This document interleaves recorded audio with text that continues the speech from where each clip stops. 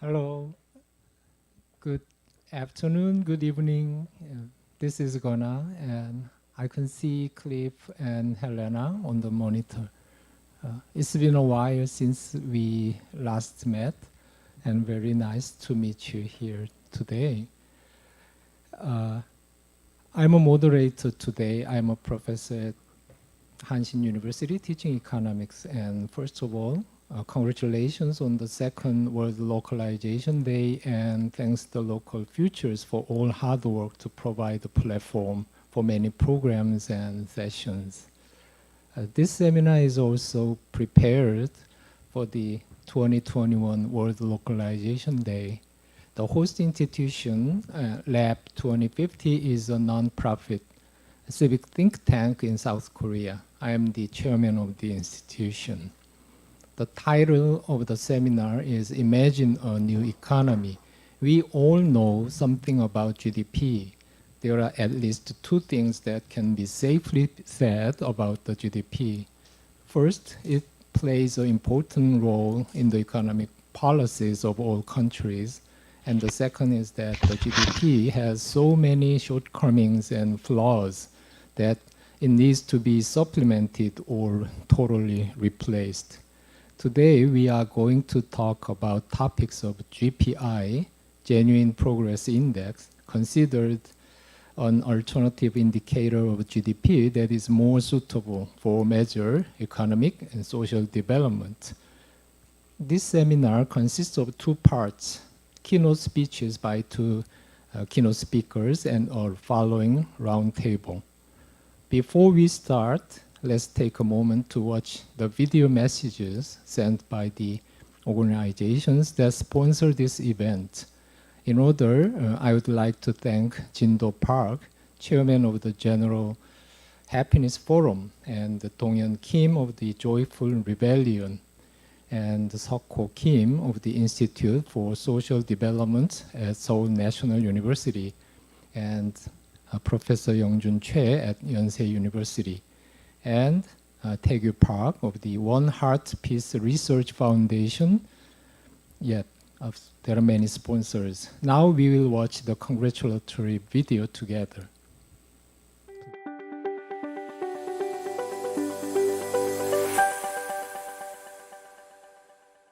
안녕하십니까.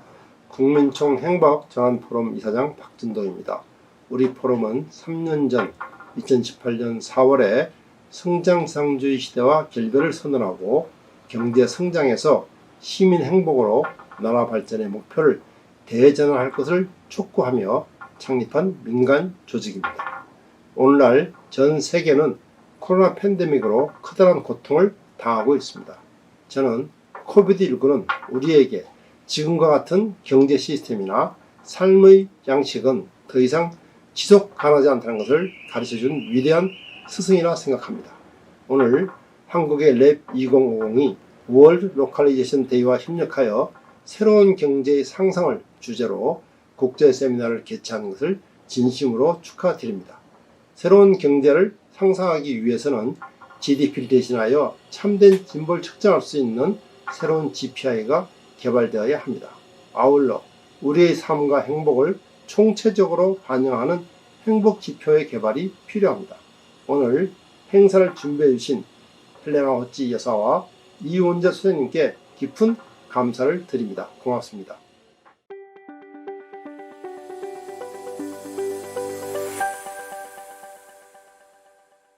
네, 여러분 반갑습니다. 이렇게 화면으로나마 뵙게 돼서 기쁩니다. 대한민국은 경장이 필요합니다. 또 어떠면은 국제적으로도 그런 경장이 필요할 것 같습니다.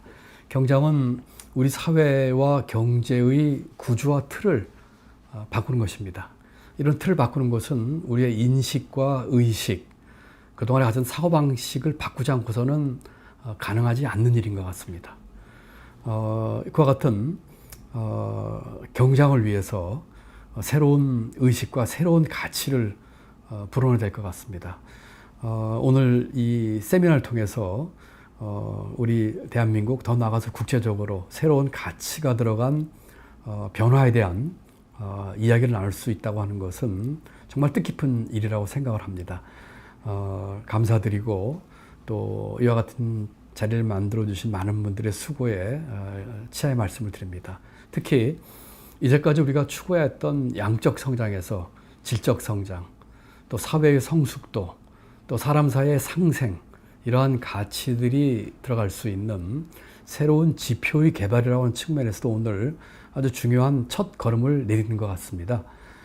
우리가 앞으로 추구해야 될 여러 가지 새로운 변화에 대응하는 가치들을 새로운 지표 속에 많이 포함을 시켜서 개발이 되고, 또 그런 것들에 대해서 이제까지의 양적인 지표와 달리 많은 정책 당국자 또 국민 여러분들께서 관심 가져주시고, 또 그런 것에 신경 쓰면서 우리 경제를 질적으로 성장시키고, 또 우리 사회를 성숙화시키고, 또 더불어 사는 그런 사회를 만드는 데 도움이 되셨으면 좋겠습니다. 아무쪼록 성공적인 세미나가 되기를 기대하고, 또 발제와 토론에서 생산적이고 좋은 말씀들이 많이 나와서 아주 뜻깊은 생산적인 그런 세미나가 되기를 기원합니다. 감사합니다.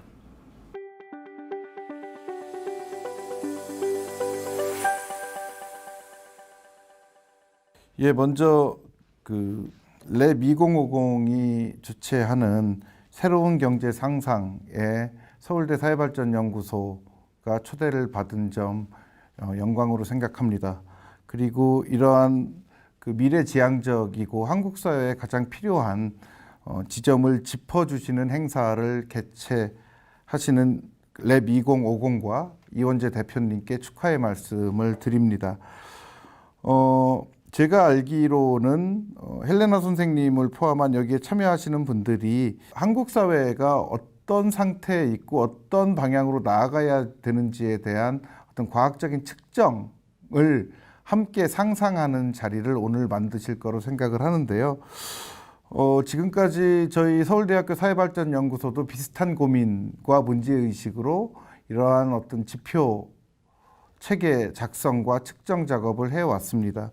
저희 경험으로 말씀드려 보건대, 그리고 다른 기관과의 어떤 협업의 어떤 경험을 토대로 말씀드렸을 때 제가 딱 한 가지만 말씀드리고 싶습니다. 국가 발전을 측정하는 지표 체계에 새로운 상상이라는 요소들을 투입했을 때 가장 효과를 볼 수 있는 영역이 저는 지금까지 언급되지 않았던 사회적 존재들, 그러니까 잊혀진 존재들이나 배제되었고 소외되었던 존재들에 대한 재조명이라고 생각합니다.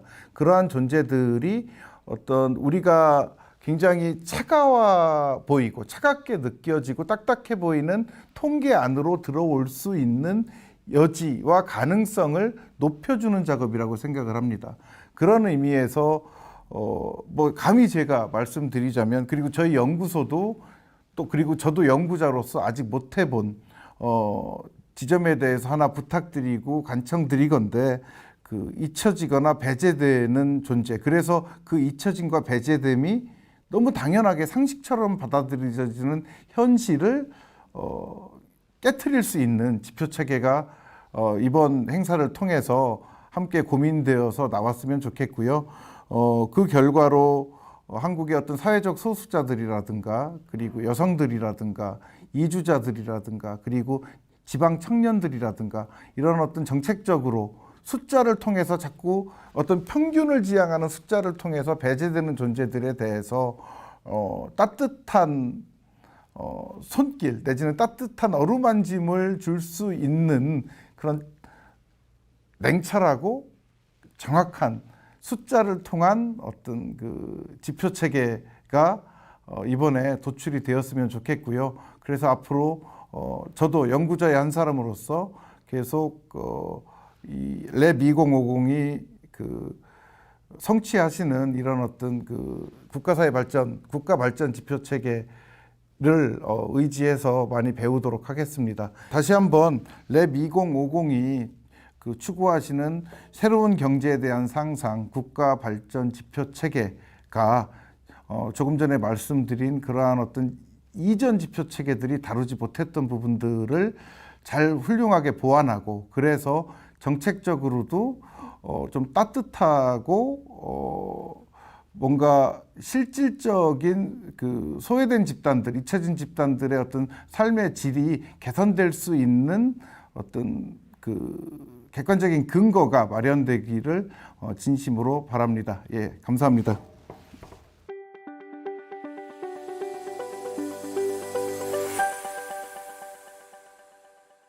그 양적 성장을 주로 계량했던 GDP라는 그 개념이 오랫동안 한국 사회에서 가장 중요한 그런 발전의 지표로 되어 왔는데, 이제는 그 지표가 한계가 분명히 나타났다는 그런 이제 시점이 되었습니다. 그래서 이 한계를 극복하기 위해서는 이 GDP, 양적 성장을 대표하는 그 GDP 개념과 별개로 질적인 성장의 부분을 측정할 수 있는 새로운 개념의 보완된 그런 지표가 개발되어야 되는 그런 시점에 왔습니다. 그래서 랩 2050이 지금 수행하고 있는 새로운 지표 개발이 굉장히 중요한 그런 의미를 가졌다고 생각합니다. 그래서 물론 완벽한 지표가 개발되기는 기대하기는 어렵겠습니다만은 진전된 지표가 개발이 돼서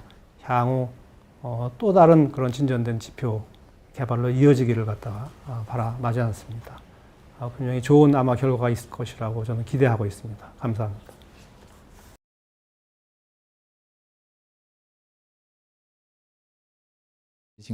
Comments and messages. Now I'd like to introduce two keynote speakers and have a time for Cliff and Helena's keynote speeches, one after another. This will be about 10 to 15 minutes per person. First, Clifford Cobb is the editor-in-chief at the American Journal of Economics and Sociology. He developed the Index of Sustainable Economic Welfare, ISEW, which was the appendix of the book for the common good. As a senior fellow at Redefining Progress, a San Francisco think tank on social and environmental economics, he developed and updated the Genuine Progress Index, or GPI, which was largely based on the ISEW. In his capacity as the president of the Robert Schulackenbach Foundation in New York, he was the executive producer of the documentary film, The End of Poverty, and co-author of the companion book, Why Global Poverty. And next speaker is Helena Norberg-Hodge, the founder and director at Local Futures, is the author of the internationally best-selling book, Ancient Futures, published in 1991, about tradition and changes in the Himalayan region of Ladakh. She is also the author of Local is Our Future in 2019, in which she advocates for localized alternatives to the global economy, particularly involving the creation of robust local food systems and democratic structures. An outspoken critic of economic globalization, she co-founded the International Forum on Globalization in 1994. She is a leading proponent of localization as an antidote to the problems arising from globalization and founded the International Alliance for Localization in 2015. And her institution, Local Futures, formerly is the International Society for Ecology and Culture, is a non-profit organization which, with offices in the United States, United Kingdom, and Australia. Our mission, its mission is to protect and revitalize cultural and biological diversity by strengthening local communities and economies worldwide. Its emphasis is on education for action, moving beyond single issues to look at the more fundamental influences that shape our lives. So, yeah, please, Cliff, please start your keynote speeches first.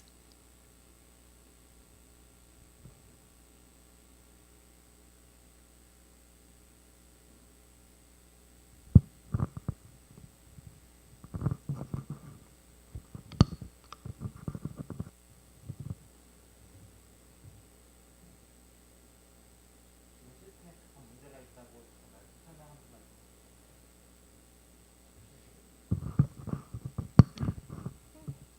There's a little bit technical problems, so your presentation slides is delayed to be seen.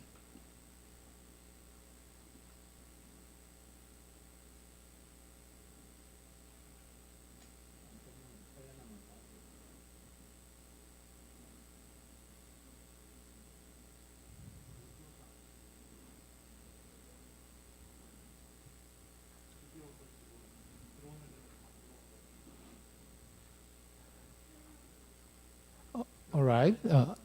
Also, I beg your pardon, and please, Helena, could you please make a keynote speech first?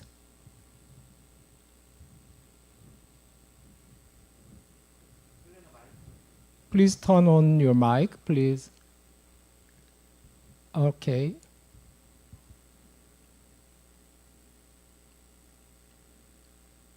Still, I can hear you. I cannot hear you yet.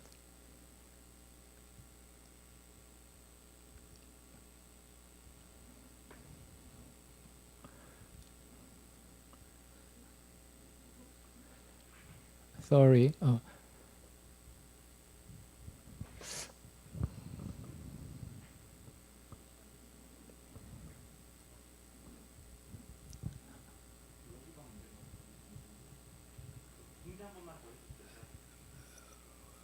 Yeah, still, yeah, the problem is not solved yet. So please wait a few more minutes. Okay.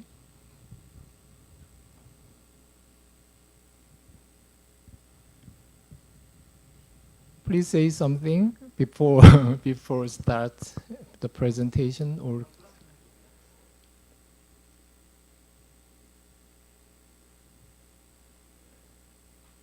so.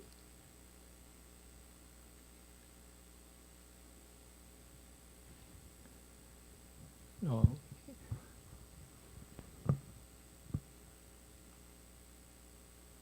2 hours ago, while we were testing, I could hear your voice very clearly, but now it's not the case. So. Is that?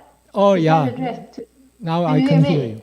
Yeah, please. You can hear me? Yes, thank you. Okay, all right. So I should go ahead. Should I go ahead? Please. Okay. So as many of you know, I'm coming from the experience of living in ancient indigenous culture of Ladakh, and after that having experienced with numerous traditional rural cultures around the world. I'm not quite convinced whether it's working or not. Can It's someone send me a working. Yeah, message? please go ahead. It's working? Yeah. Okay. All right, but I'm seeing this static image of myself on the screen, so it looks like it's frozen. All right, well, I'll start again. So actually, I want to start by saying a big thank you to Gunna Jung, who has helped to put this event on in collaboration with World Localization Day.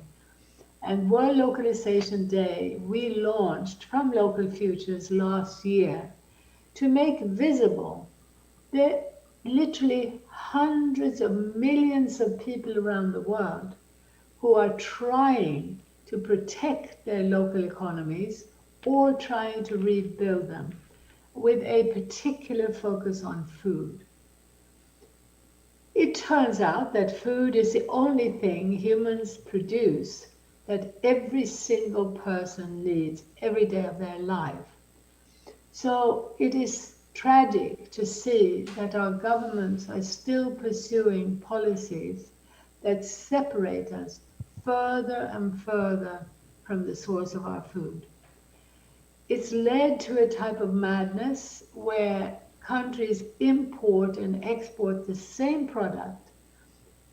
US exports 1.4 billion tons of beef and turns around and imports 1.4 billion tons of beef in a year. When we first identified this, it was at 1 billion tons. That was about 10 years ago. England exports about as much milk and butter as it imports, and every day food is being flown across the world to be processed.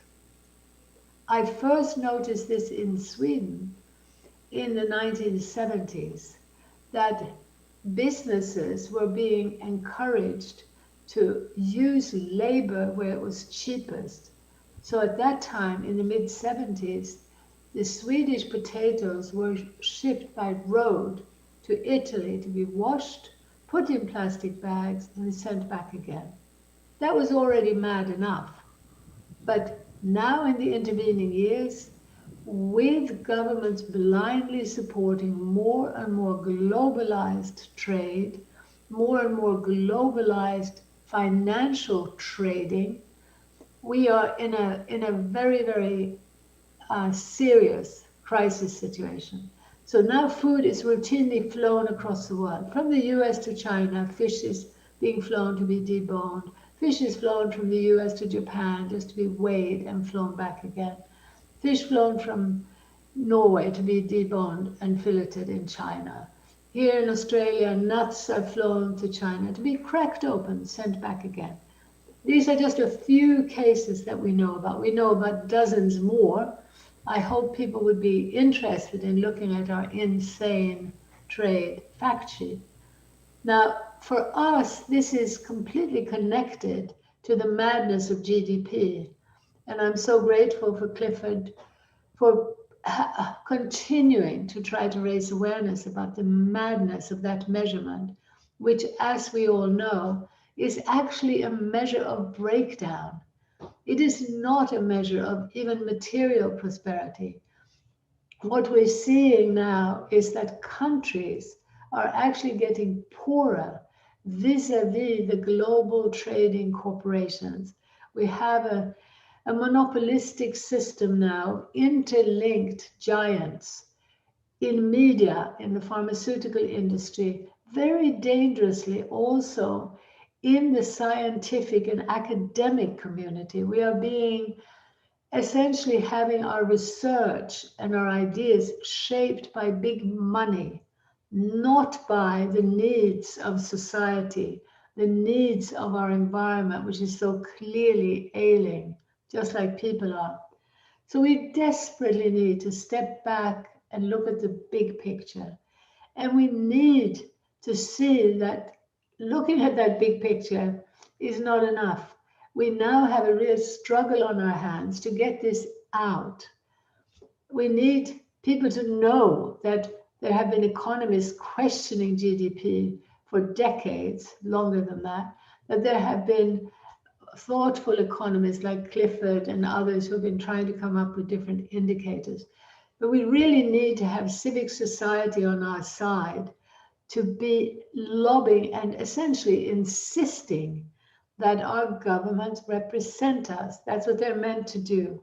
But unfortunately, the blind addiction to increasing global trade, we see as the main activity, the main reason why this mess is continuing to escalate. And of course, it is coupled with a measurement of success, which tells us only that things are breaking down more and more. So it is, I think, very important to also highlight that most people who still think that GDP is a meaningful measure, or who think that more global trade is a good thing, most people do not look at this bigger picture. They don't have access to it. So from our point of view, the biggest problem in the world today is blindness. It's not greed. It's not selfish greed or ill will. Many people at the grassroots who are experiencing so much suffering, so much job insecurity, an epidemic of depression and anxiety among young people, epidemic, and worse than anxiety and depression, mental illness, addiction.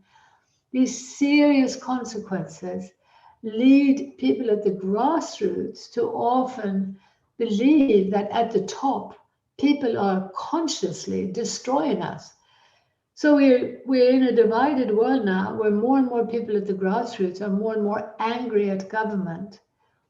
I'm pleading for kindness and wisdom.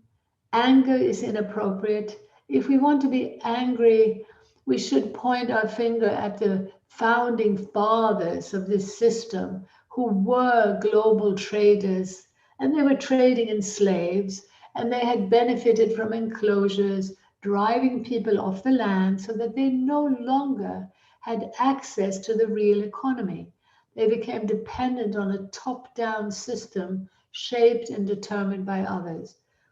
I do believe that going back to the roots to really understand that this global economic system has a 500-year trajectory can help to clarify things. That doesn't mean that we can or want to go back to the way things were then, but it gives us a navigating chart. It shows us very clearly we do not want to continue to support global business at the expense of local and national business. We do not want to follow a formula that believes that we have efficiencies of scale when we actually have monopolistic control. Perhaps the most important, well, hard to know what is the most important, but one of the important facts in this big picture analysis is that when it comes to primary production, what's happening on our farms, forests, fisheries, they are all demonstrating clearly that the efficiency of scale is the smaller the better. We need to make a rapid shift to support more eyes and hands per acre. Reduce technology to be in the service of those eyes and hands. We cannot go along with a digitalization which is supporting mega technological systems to remove more and more people from the land, to replace them with robots, and to put us into AI-run cities where we are now being promised that we're going to have a local life. A local life will only be possible if we sustain life. This path into AI-driven cities, replacing people with robots, is a deadly path.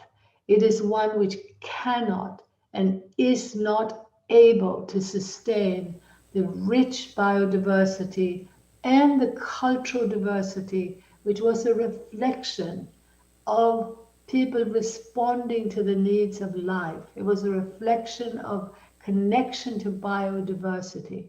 So the way forward has to be a turn towards more localized, adapted economic systems. And I hope that we can find indicators that can help us demonstrate this. Thank you very much. Thank you. Thank you very much. Yep.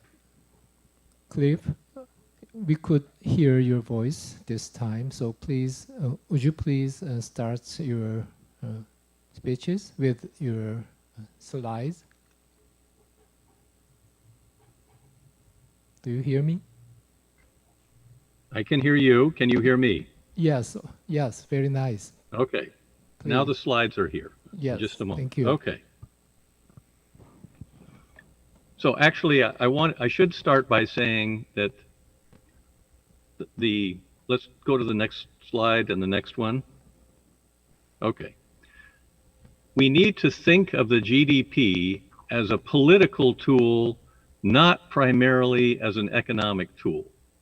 So politically, it served the purpose of allowing the US and European countries to go to war and still be able to maintain their economies. That was the original purpose of it. Now, the secondary purpose, next slide, was economic. The world had been in a depression in the 1930s, and so one reason for developing the GDP, keep it on the secondary, was to develop macroeconomic guidance using Keynesian principles in order to maintain full employment and to prevent recessions and depressions. However, These GDP models have failed to regulate the business cycle. We are continuing to have the same ups and downs of the economy that existed before. And so the GDP basically failed to regulate the domestic economy. And therefore, the managers of the economy turned to foreign policy and said, let us use the GDP for a new purpose, economic development. Next slide. So in the Cold War, the issue was who's going to control the world, the US or the Soviet Union? At least that's the way the United States portrayed it.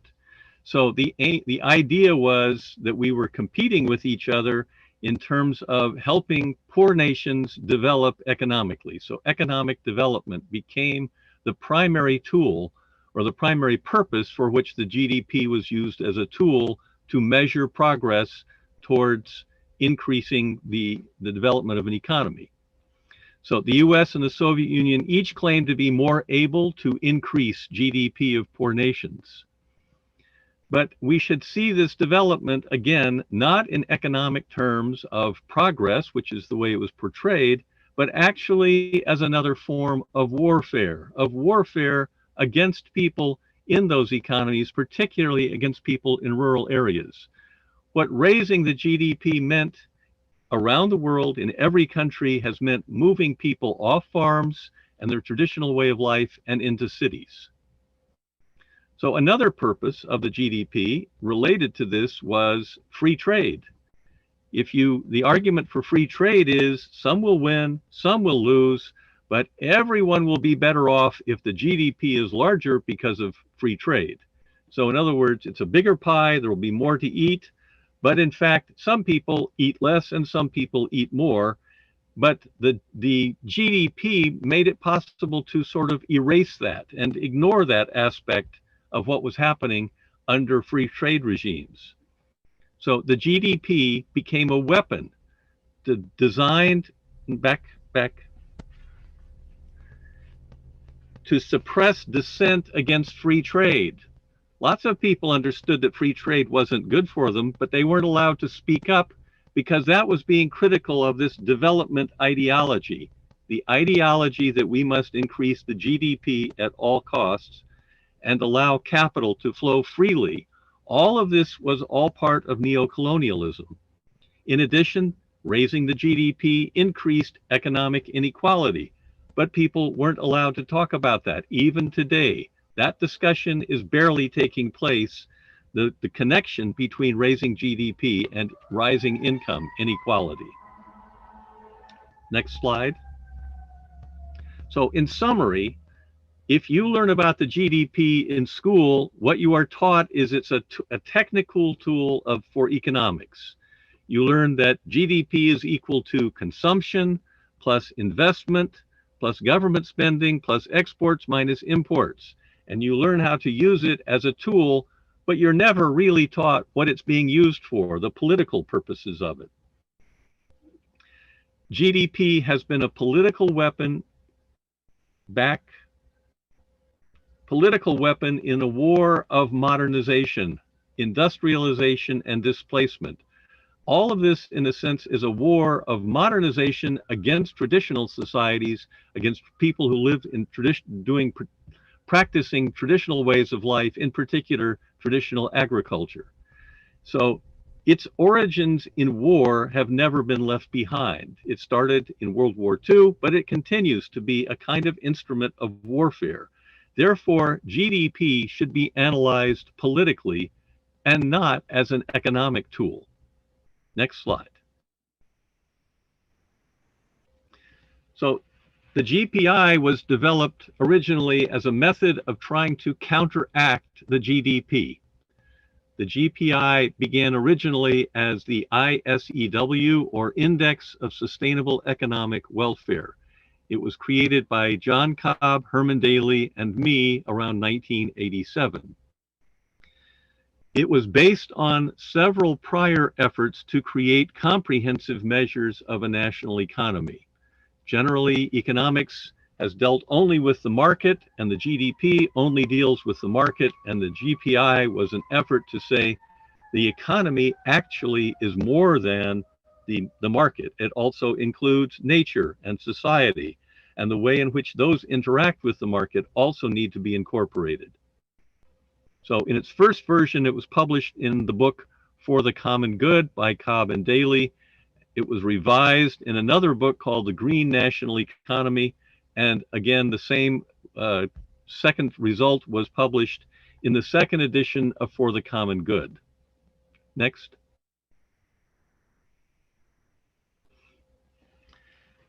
So the ISEW was transformed into the GPI, or Genuine Progress Indicator, in 1992 at Redefining Progress, based in San Francisco. It was simply the ISEW with some modifications and renamed the Genuine Progress Indicator because it sounded better. On the basis of that work, we published an article in the Atlantic Monthly, and that really made that was the basis of the early success of the organization Redefining Progress. Eventually, the GPI became the basis of models that were developed in about 10 or 12 other countries, showing similar results to what it did in the United States, of growth for a while, but then decline. Generally, that was the same pattern in all countries that developed GPI models. Next. So I have suggested that we need to think of the GDP as a political tool, but if we do that, we must also think of the GPI as a political tool. The GDP has constituencies, the military, corporations, developers, politicians, everyone who benefits by a growing economy and as measured by the growth of the market. The GPI also needs a base of support if it is ever going to succeed.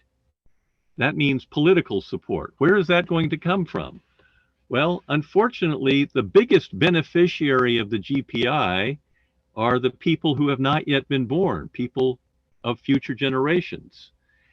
Even socialists, the main dissenters in the current system of capitalism, even socialists want economic growth. So it has been difficult to find a constituency that is interested in the problem that the GPI is about, which is the taking out of pieces of the environment and society and using them in the market, and in effect destroying the environment and society in order to make the market grow bigger. Okay, next slide.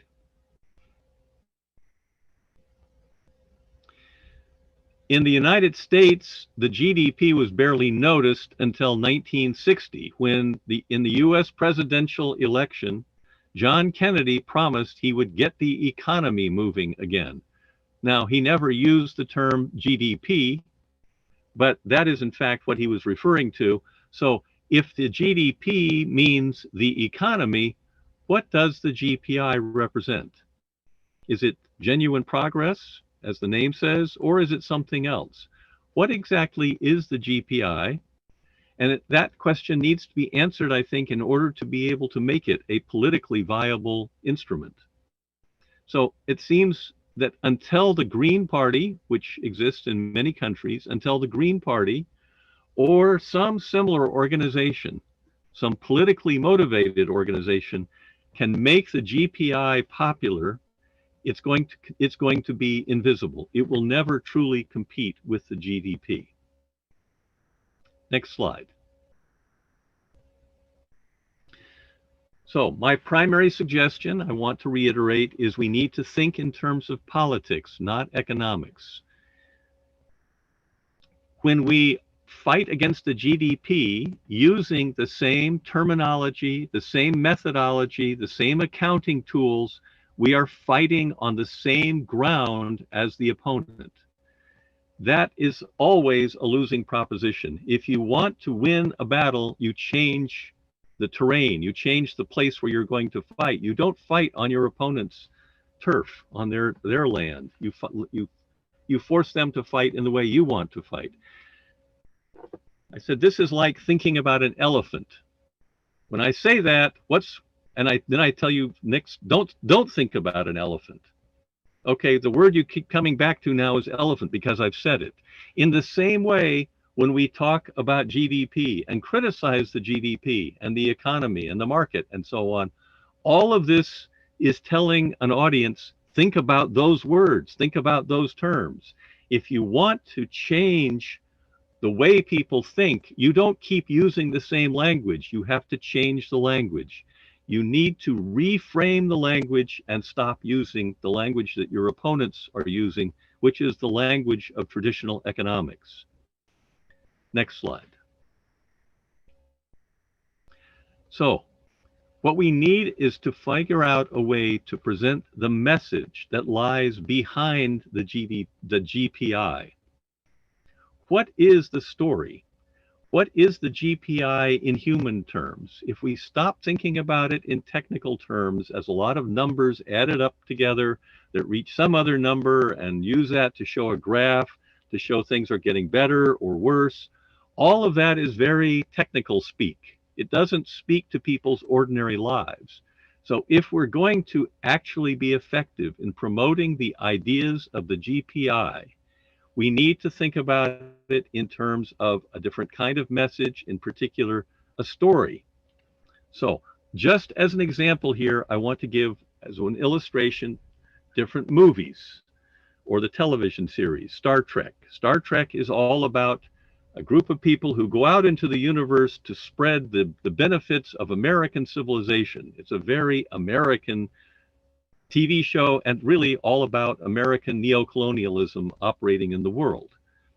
So in a sense, that really is what the GDP represents, is that mindset. And the fact that that program, even today, many decades later, is still popular among many people, says that mindset is really the one we have to overcome.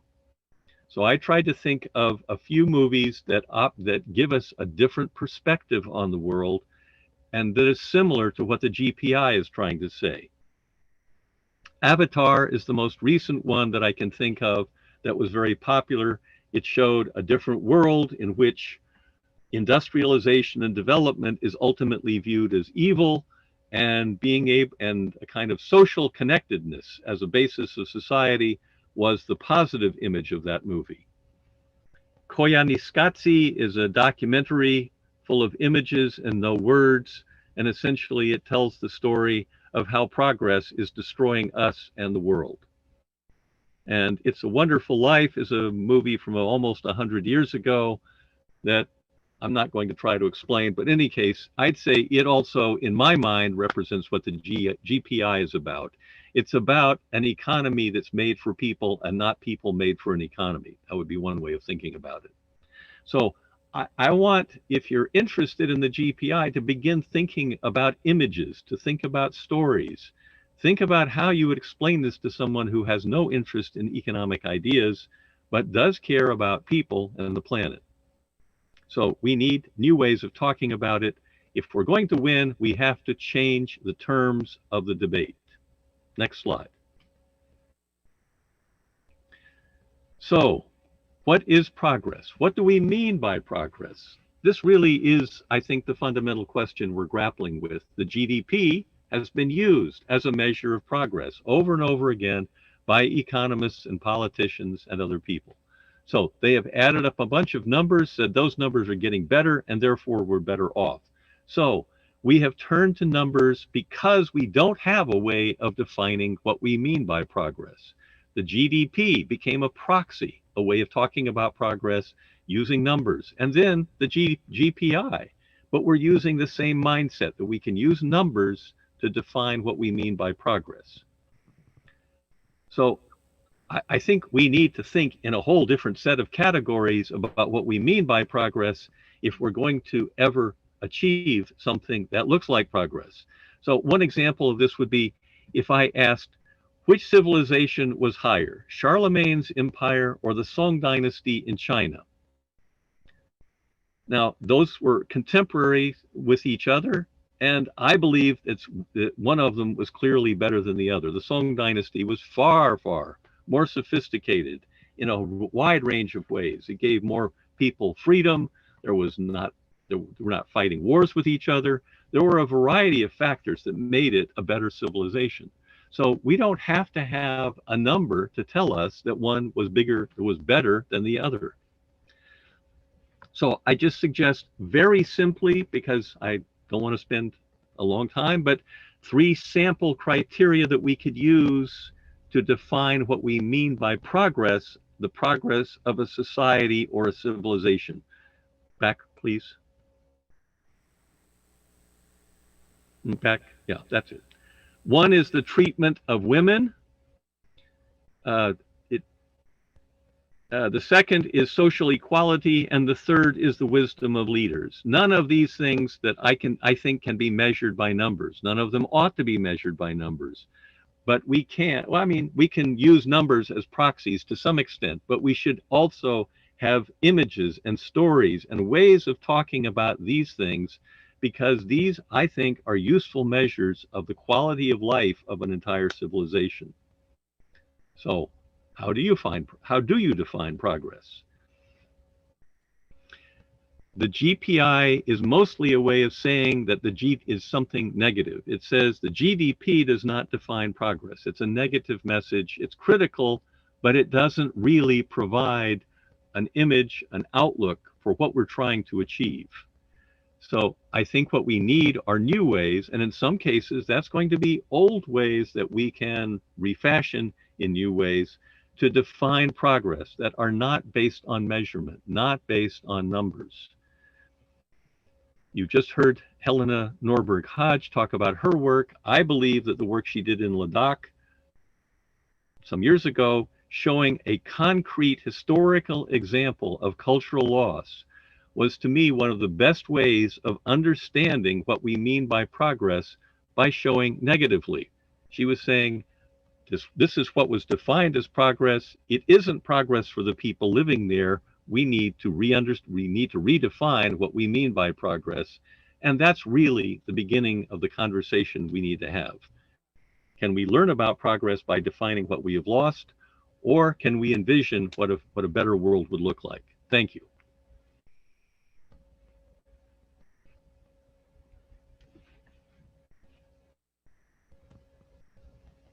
Thank you. Yeah, I enjoyed listening to 2 keynote speeches. Norberg-Hodge has been opposing the global neoliberal economic system and have emphasized the transition to a local self-sufficient and resilient economy for a long period of time. And both speakers have been addressed the new idea about the new economic system and new economic indicator. When I first asked Cliff to give a brief keynote speech on GPI, he told me he wasn't interested in the topic. And he explained the reason why when he spoke.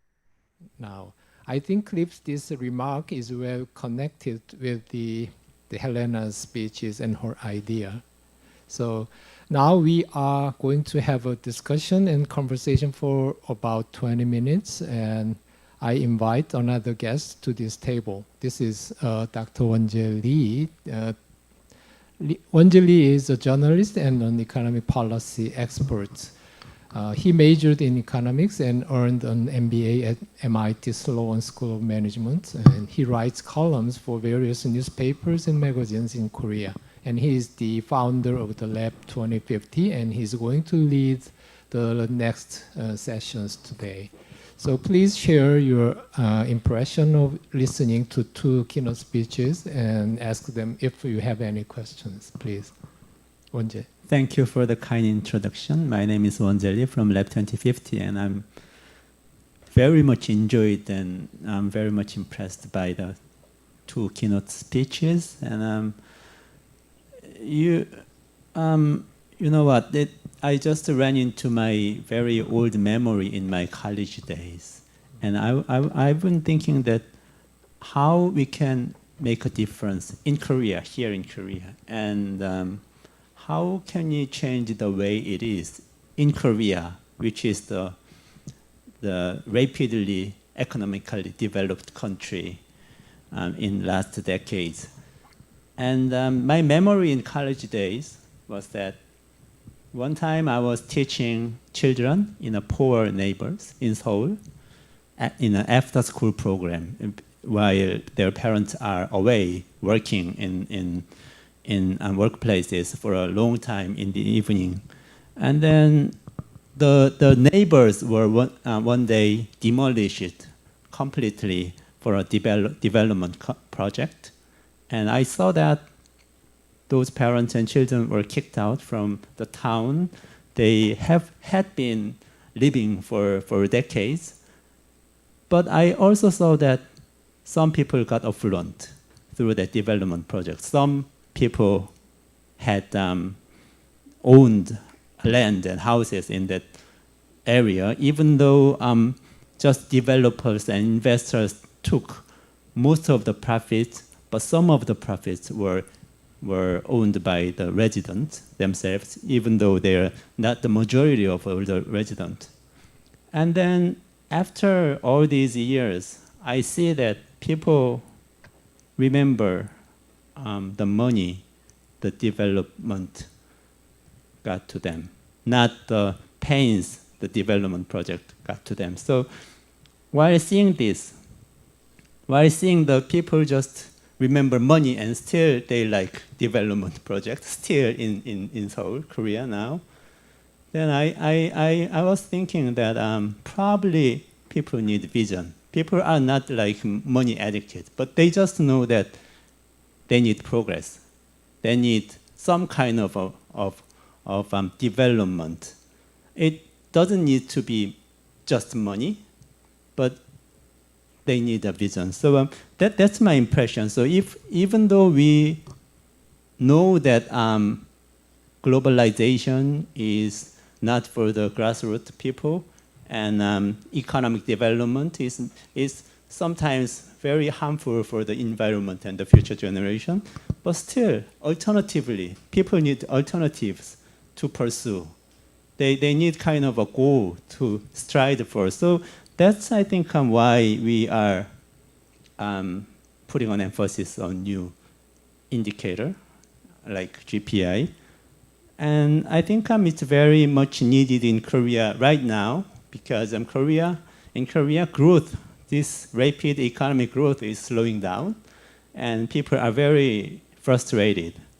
Inequality arises, and tension between genders and generations, it's heightened. So now people are kind of having this sentiment of, I will not have my share in the future if we are not growing any longer. So people are more like, people have more tendency to like the economic growth. So in this time, in Korea, I think we really need a new kind of vision, new kind of polarist to strive for. And we all know that it must have different values from GDP, different values from economic development as it used to be like decades ago. But still we need kind of a one goal. So I think the indicator we like to research and persuade people to take actions for is kind of vision we will have. And we just named it like the next economy, like the title of the seminar today. I don't know if this is in the old frame like Mr. Cobb mentioned. I don't know if this next economy or reimagining kind of languages can fit to the grassroots people, but I think this might be the first important step for us. And thank you very much. Thank you. Yeah, a few questions also came to my mind when I listened to keynote speeches from you. Yeah, so we have around 15 minutes, so I'd like to briefly touch some ideas in my mind, and then you two can summarize and wrap up some of your ideas or answers. So first, even though GDP was introduced for the purpose of fighting war and plundering or exploiting rural areas, I wonder why people are so interested in it and enthusiastic about it. The next is, it's very interesting that Cliff cites the movie Avatar as an example, as he says, I understood that as the story and imagination is very important. So we are not trapped on the framing effect.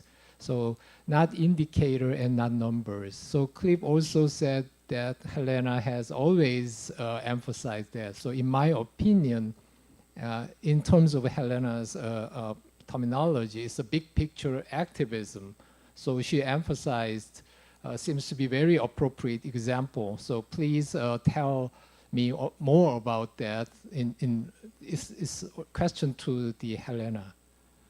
And another question is about Bhutan's policies related to the Gross National Happiness Index. So do you agree or do you think that the political model or policy model in Bhutan and that would be something that we can learn and follow, including political leadership, the wisdom of leaders, as you mentioned.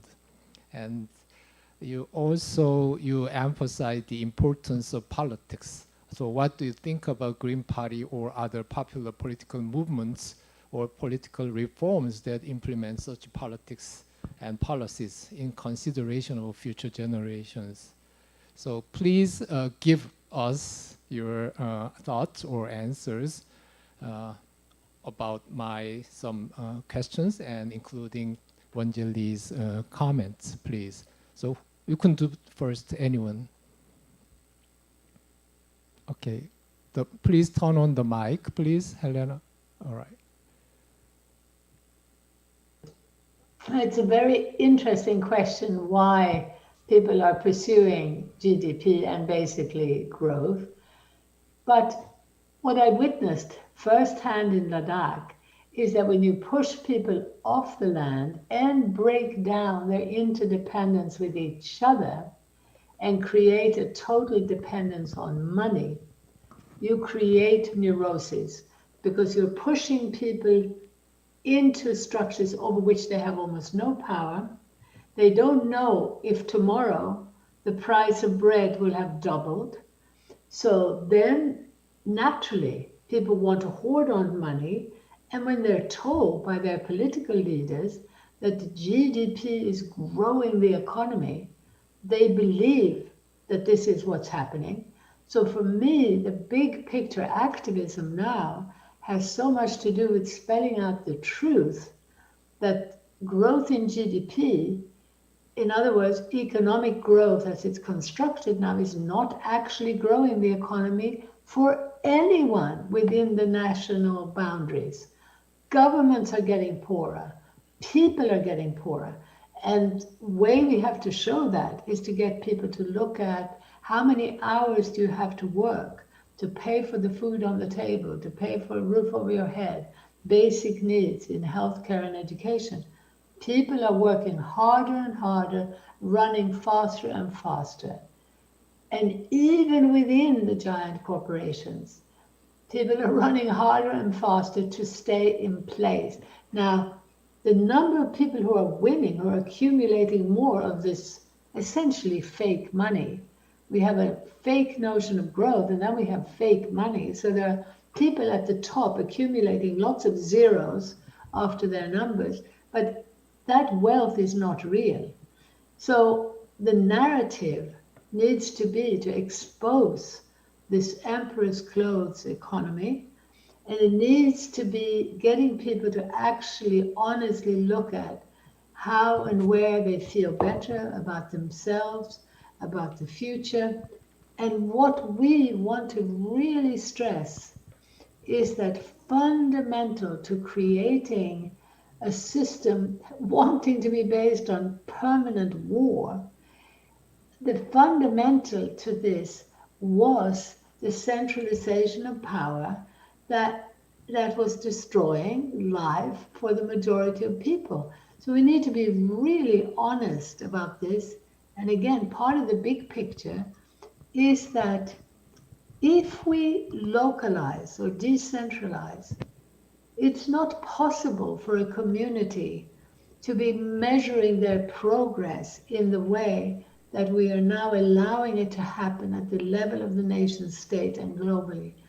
In a community, it wouldn't be possible to say, oh, we cut down every single tree on the mountain. Isn't that great progress? We polluted our water, so now we have to buy it in bottles. Progress. So I'm wanting to say that two of the key elements I learned from Ladakh have to do with scale.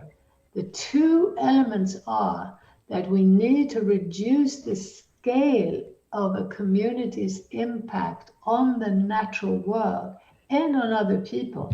It's the impact of a group on other people and on life, broadly speaking. That impact needs to be scaled down into visible, accountable units. And that scaling down is linked to more holistic knowledge. So the link between holistic and including experiential knowledge, we have demonized, and as part of this whole process of progress, experiential knowledge has been relegated to anecdotal meaninglessness. It's just like healthy life has and health has. It is truly mad what's been happening. And it's really mad that so many people are still going along with this. But the key that I'm witnessing of the importance of reducing the scale while rebuilding the connections between people, the community building, to start looking at how do we create new economies at the local level. We are seeing the benefits of that. And we are proving that small diversified farms produce far more food per unit of land and water than giant farms do. So this is why decentralization or localization really is essential to return to sanity, to return to relegating experiential knowledge to a rightful place because it's more whole and embodied. The over-specialization through modern education, the separation from nature into larger and larger scale units, those are the key elements that I believe we need to be looking at. Thank you. Thank you. Yeah. Cliff?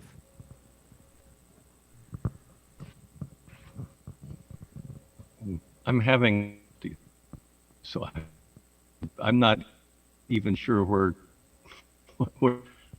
sorry.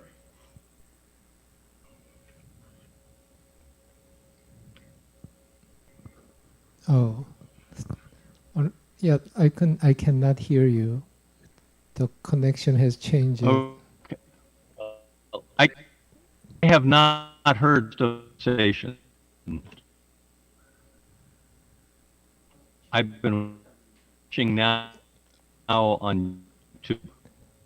All right, but yeah, still we have connection problems again. So I understood that you couldn't hear the questions that I raised or I asked. Is that correct? Yes. So, all right, yeah. Just a quick, simple question: how do you think about the Bhutan's policies, politics? You emphasize the policies or politics. So how do you think about Bhutan's policies related to the Gross National Happiness Index and their policy model or politics? In terms of the political leadership or wisdom of leaders, is that can be a model for you or as an indicator too? Well, I think the only reason it possibly run is because it's a Buddhist country and people are all used to think different set of categories than they are in Western nations. So I'm not sure that the Gross National Happiness Index is very useful. I'm not certain how it's understood by the average person. But the notion that progress is not established, created by kind of hyper development we experience, I think already a part of Bhutanese culture, although I'm sure with the younger generation, not so.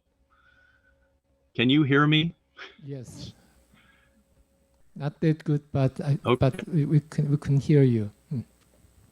So, good and bad, simple. In the middle, Off the camera. not good. So make it very quick. Okay, please.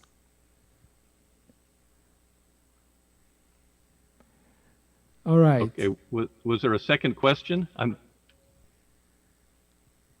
My second question was you emphasized the importance of politics. So what do you think about the new vision or perspective in terms of the new politics from the grassroots or from young generations in the United States or around the globe? Are you optimistic or pessimistic? I'm extremely pessimistic because my experience is young people believe in technology, that technology can solve every problem if given enough time. So, I mean, there are obviously some who don't agree with that perspective, but I find that even more common than among people over the age of 50 who have experience with the problems of technology. So I mean, I think that, and also they've been through a school system that is basically orienting them towards all of the value of modern life and losing track of the value of ancient wisdom. So I don't criticize individual youth, but that's really what they've been taught to believe, not just in the United States, but all over the world. So it's our fault as elders for having failed to educate them properly. Okay. Wonjae. Is there a possibility that digitalization and technology can be merged into the scaling down vision of Ms. Hodge or new politics vision of Mr. Cobb? So digitalization, I think, is dangerous. Technology is dangerous only when it is dominated by the monopolistic global companies like as it is now. But if it can be owned and controlled by the people, would it be a more efficient way to communicate and actually let people voice up for themselves instead of the traditional media? Thank you. I would argue that now we are obviously making use of it, and I think we need to continue to do so, but ideally with the very strong message that Clifford was voicing, the very strong message that technology is not serving us. So therefore, we do not want to encourage a further dependence on digital media. For instance, in our work in establishing local food economies, we have been encouraging direct relationships. And we are finding that structures like farmers markets work very, very well. All the time, young people want to develop a new app or a new website to do these things. And until now, I have no evidence whatsoever that that's working better than the face-to-face contact that, for instance, farmers markets bring about. So I think we need to be very sophisticated here, because we're obviously not going to do away with all of this technology overnight. But let's try to agree on not increasing further dependence, and let's try to work very hard on raising awareness about the urgent need for democratic control of these systems. Mm-hmm. And as long as we don't have that, we have to be very nervous about becoming more dependent on it.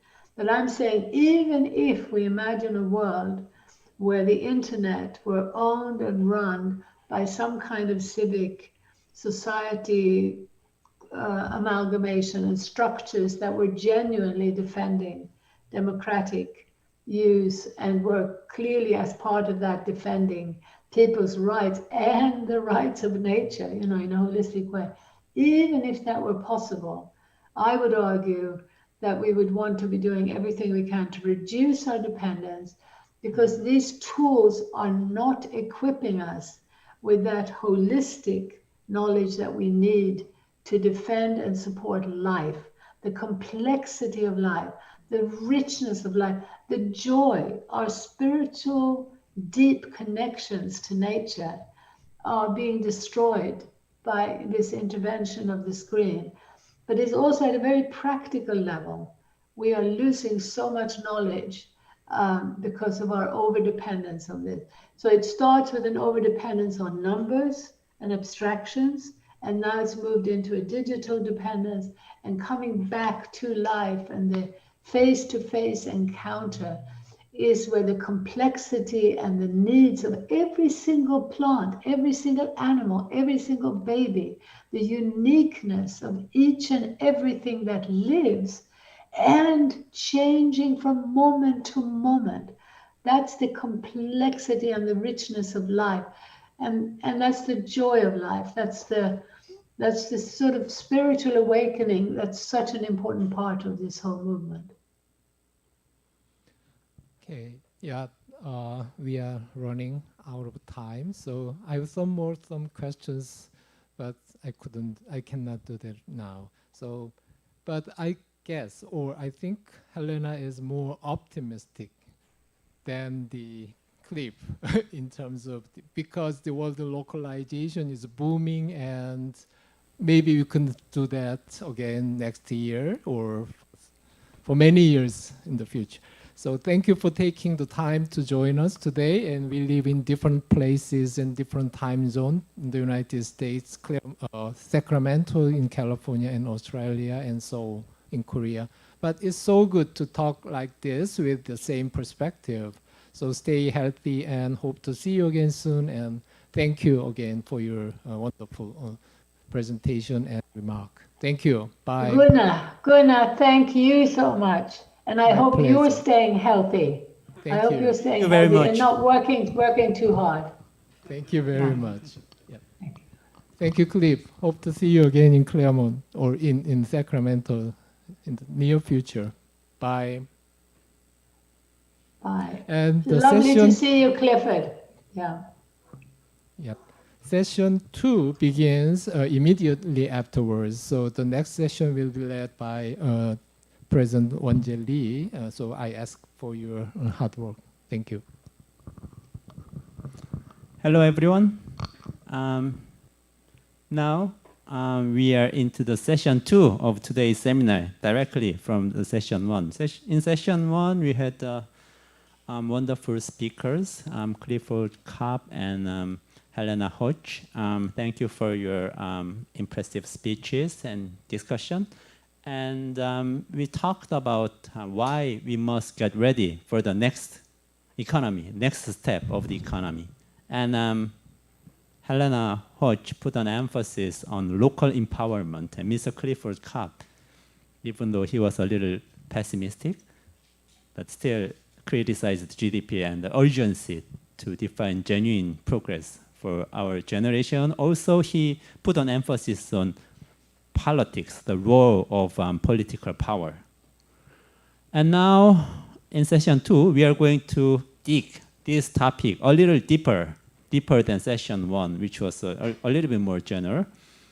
Now in session 2, first of all, Lab 2050 research team, led by Professor Choi will introduce the concept of genuine progress in Korea and the indicators to measure it. So actually, the research team developed for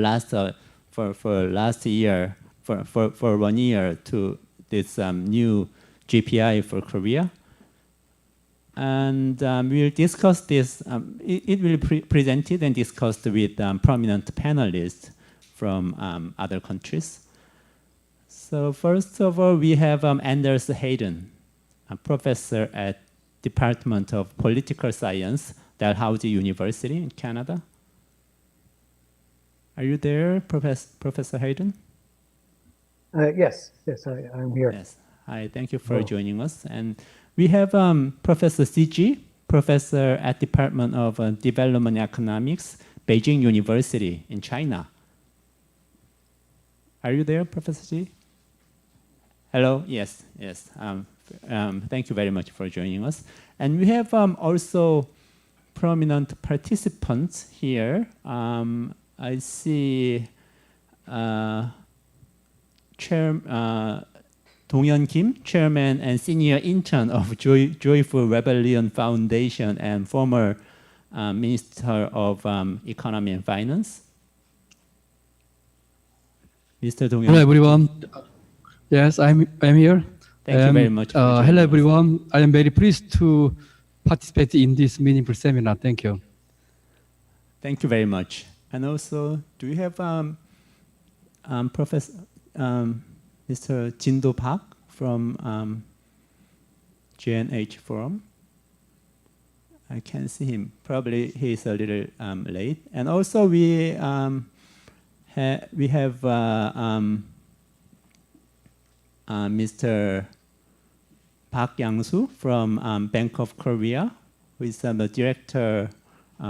director of Economic Statistics and Department, which is in charge of GDP, actually. So, are you there?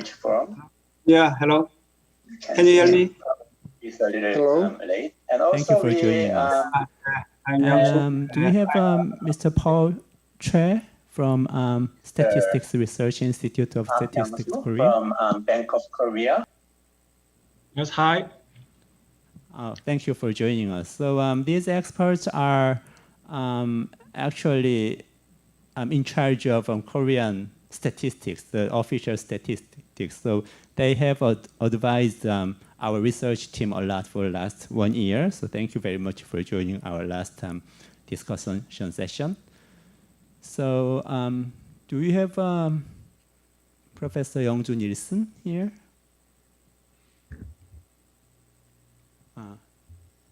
Yes. Yes, thank you for joining us. And also, Professor Lee Jae from Seoul National University is going to join us soon. And am I missing someone? Probably everyone. I will introduce other participants when they join us. And now I will directly start the session. And first, we will invite Professor Choi Young-jun, actually we found the lab 2050 together. I mean, Dr. Choi and me as trustees of the board. And now Dr. Choi led this project, GPI project, for a year. And then he will introduce the K GPI for you, Mr. Choi. Okay. Can I have a...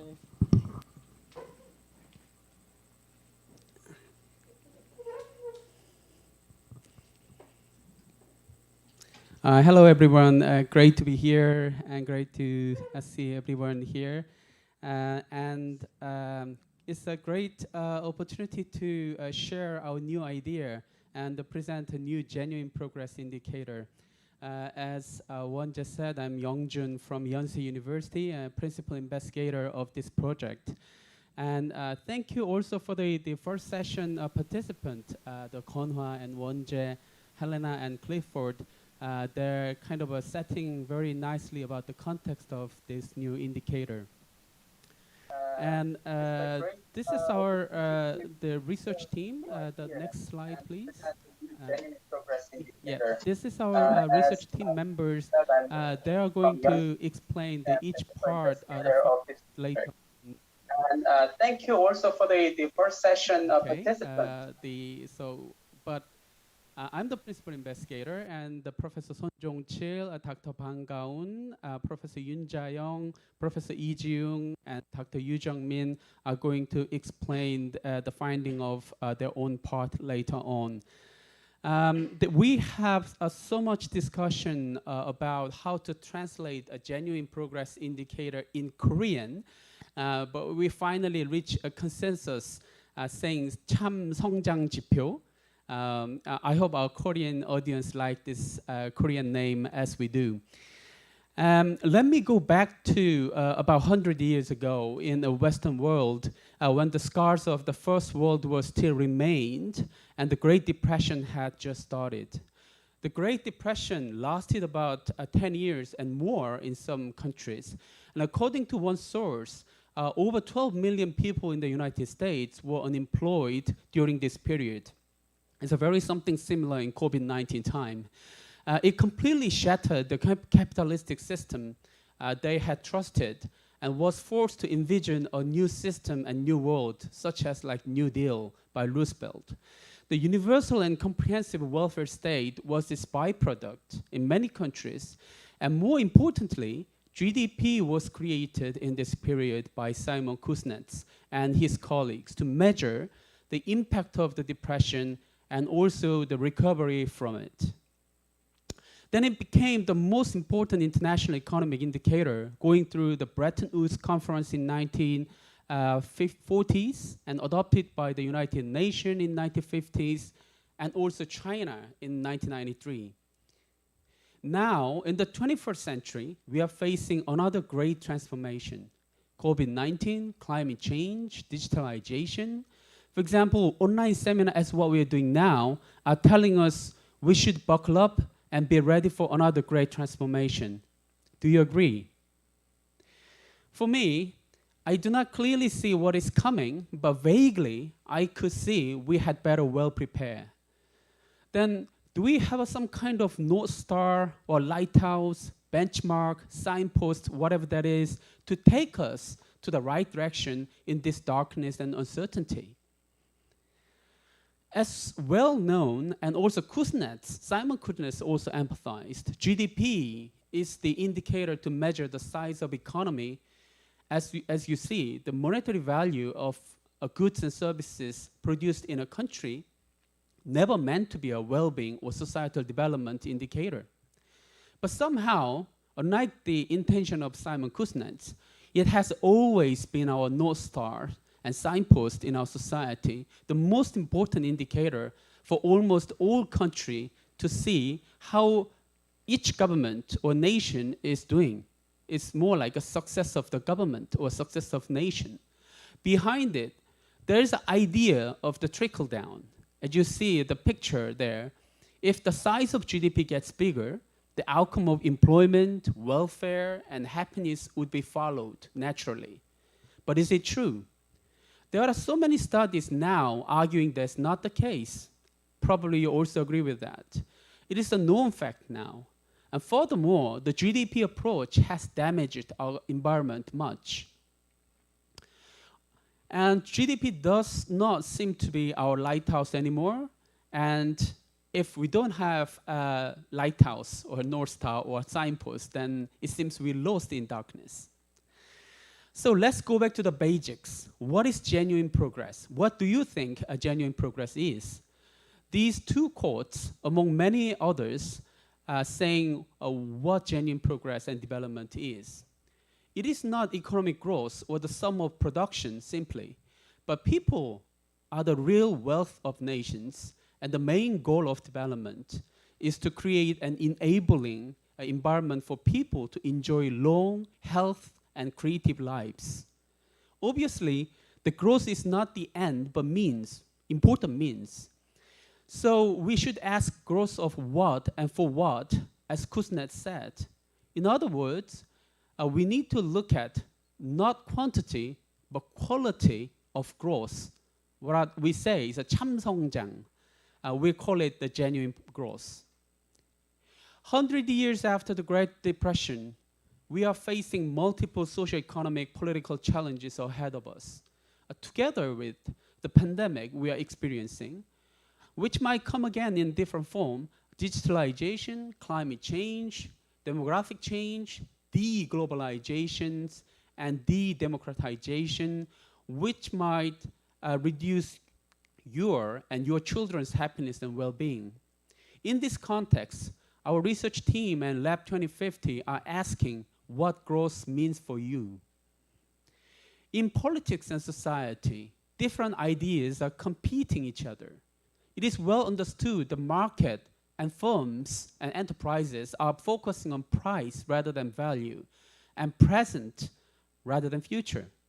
But the problem is the modern politics and governments, the public sector, also pay much attention to GDPism idea, which means the present price rather than empathizing future and value.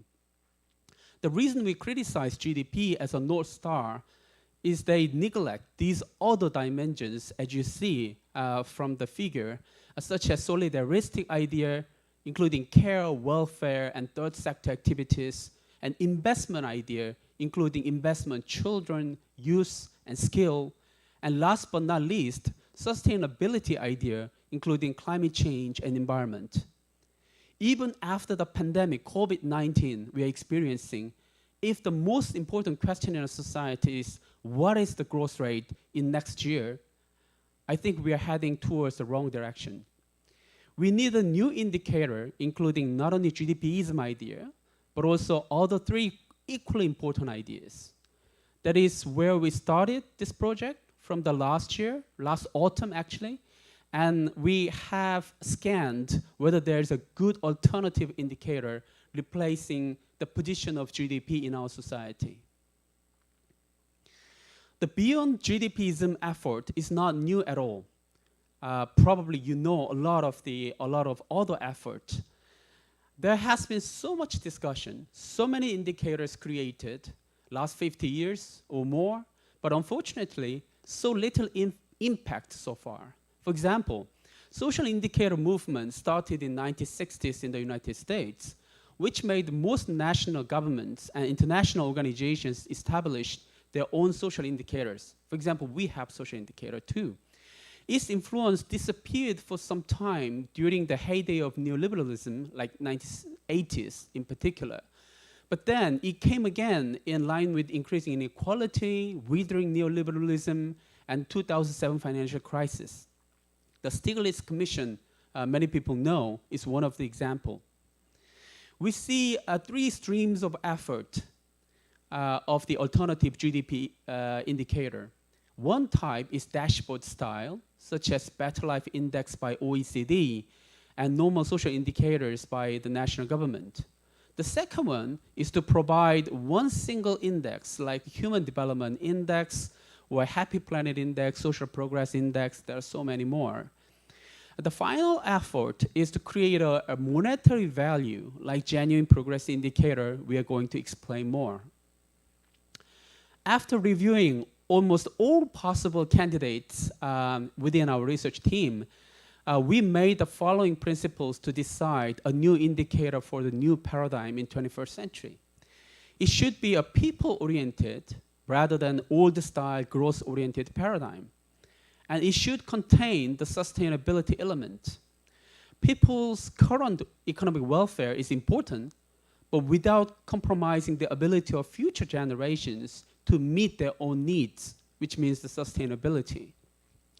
Also practically, we want one comprehensive indicator with monetary value so that we can compare it to GDP. Finally, we want an indicator which could feed policy change and reforms.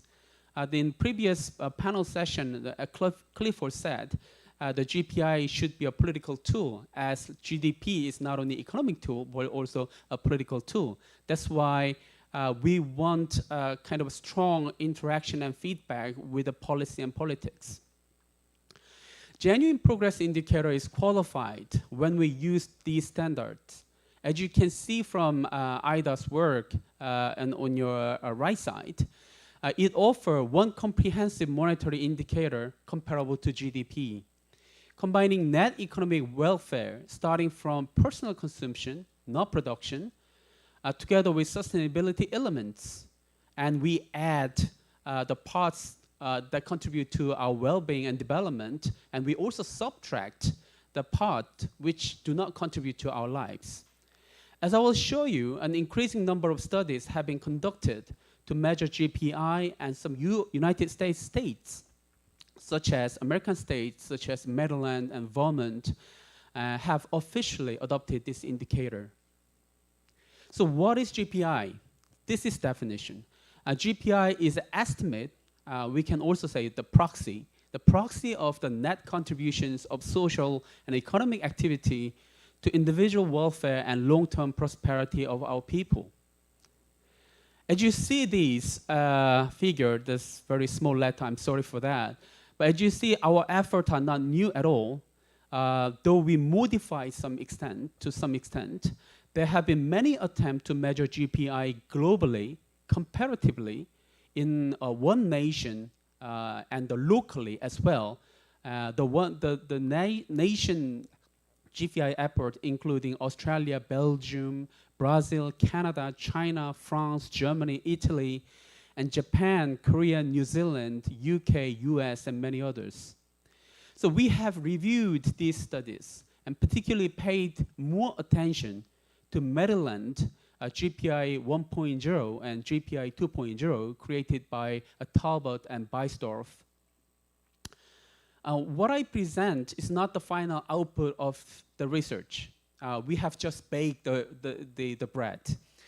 So this is preliminary research so far. But we hope to develop our framework and measurement further after the seminar. We have tried to develop existing GPI framework and measurement, and this is the result so far. Existing GPI research has 3 or 4 GPI areas, like economic, social, environmental, or built social, human, natural capital. But we have the 5 areas of GPI. GPI means genuine progress indicator. The GPI economy, GPI environment, GPI human capital, GPI work and life, and GPI digital, which is the first attempt in GPI studies to measure. My colleagues will explain each section one by one from now on. Professor Son Jong-chil is going to explain GPI economy. Please.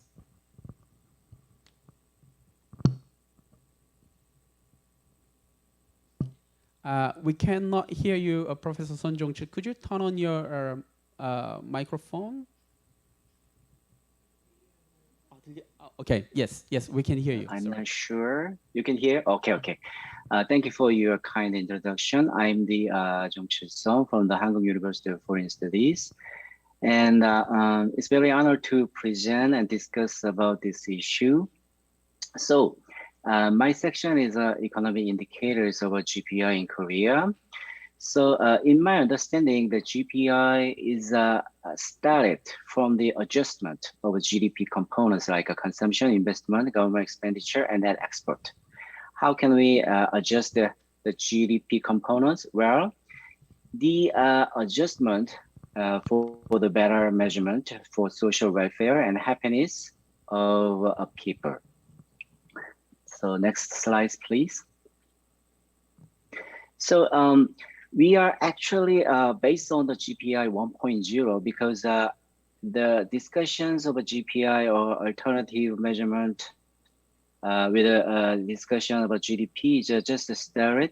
So we are more focusing on the existing and more traditional framework like GPI 1.0, but also try to reflect the new components, new elements from the GPI 2.0. Like first one is enlarging consumption scope associated with the income inequality adjustment. Economy income inequality is not just adjusted, not just reflected at the first gross initial consumption, but more larger and larger part of household consumption. Second part is about the reflection of a public provision, because like other countries in Korea, the government expenditure has a more and more importance in the GDP share.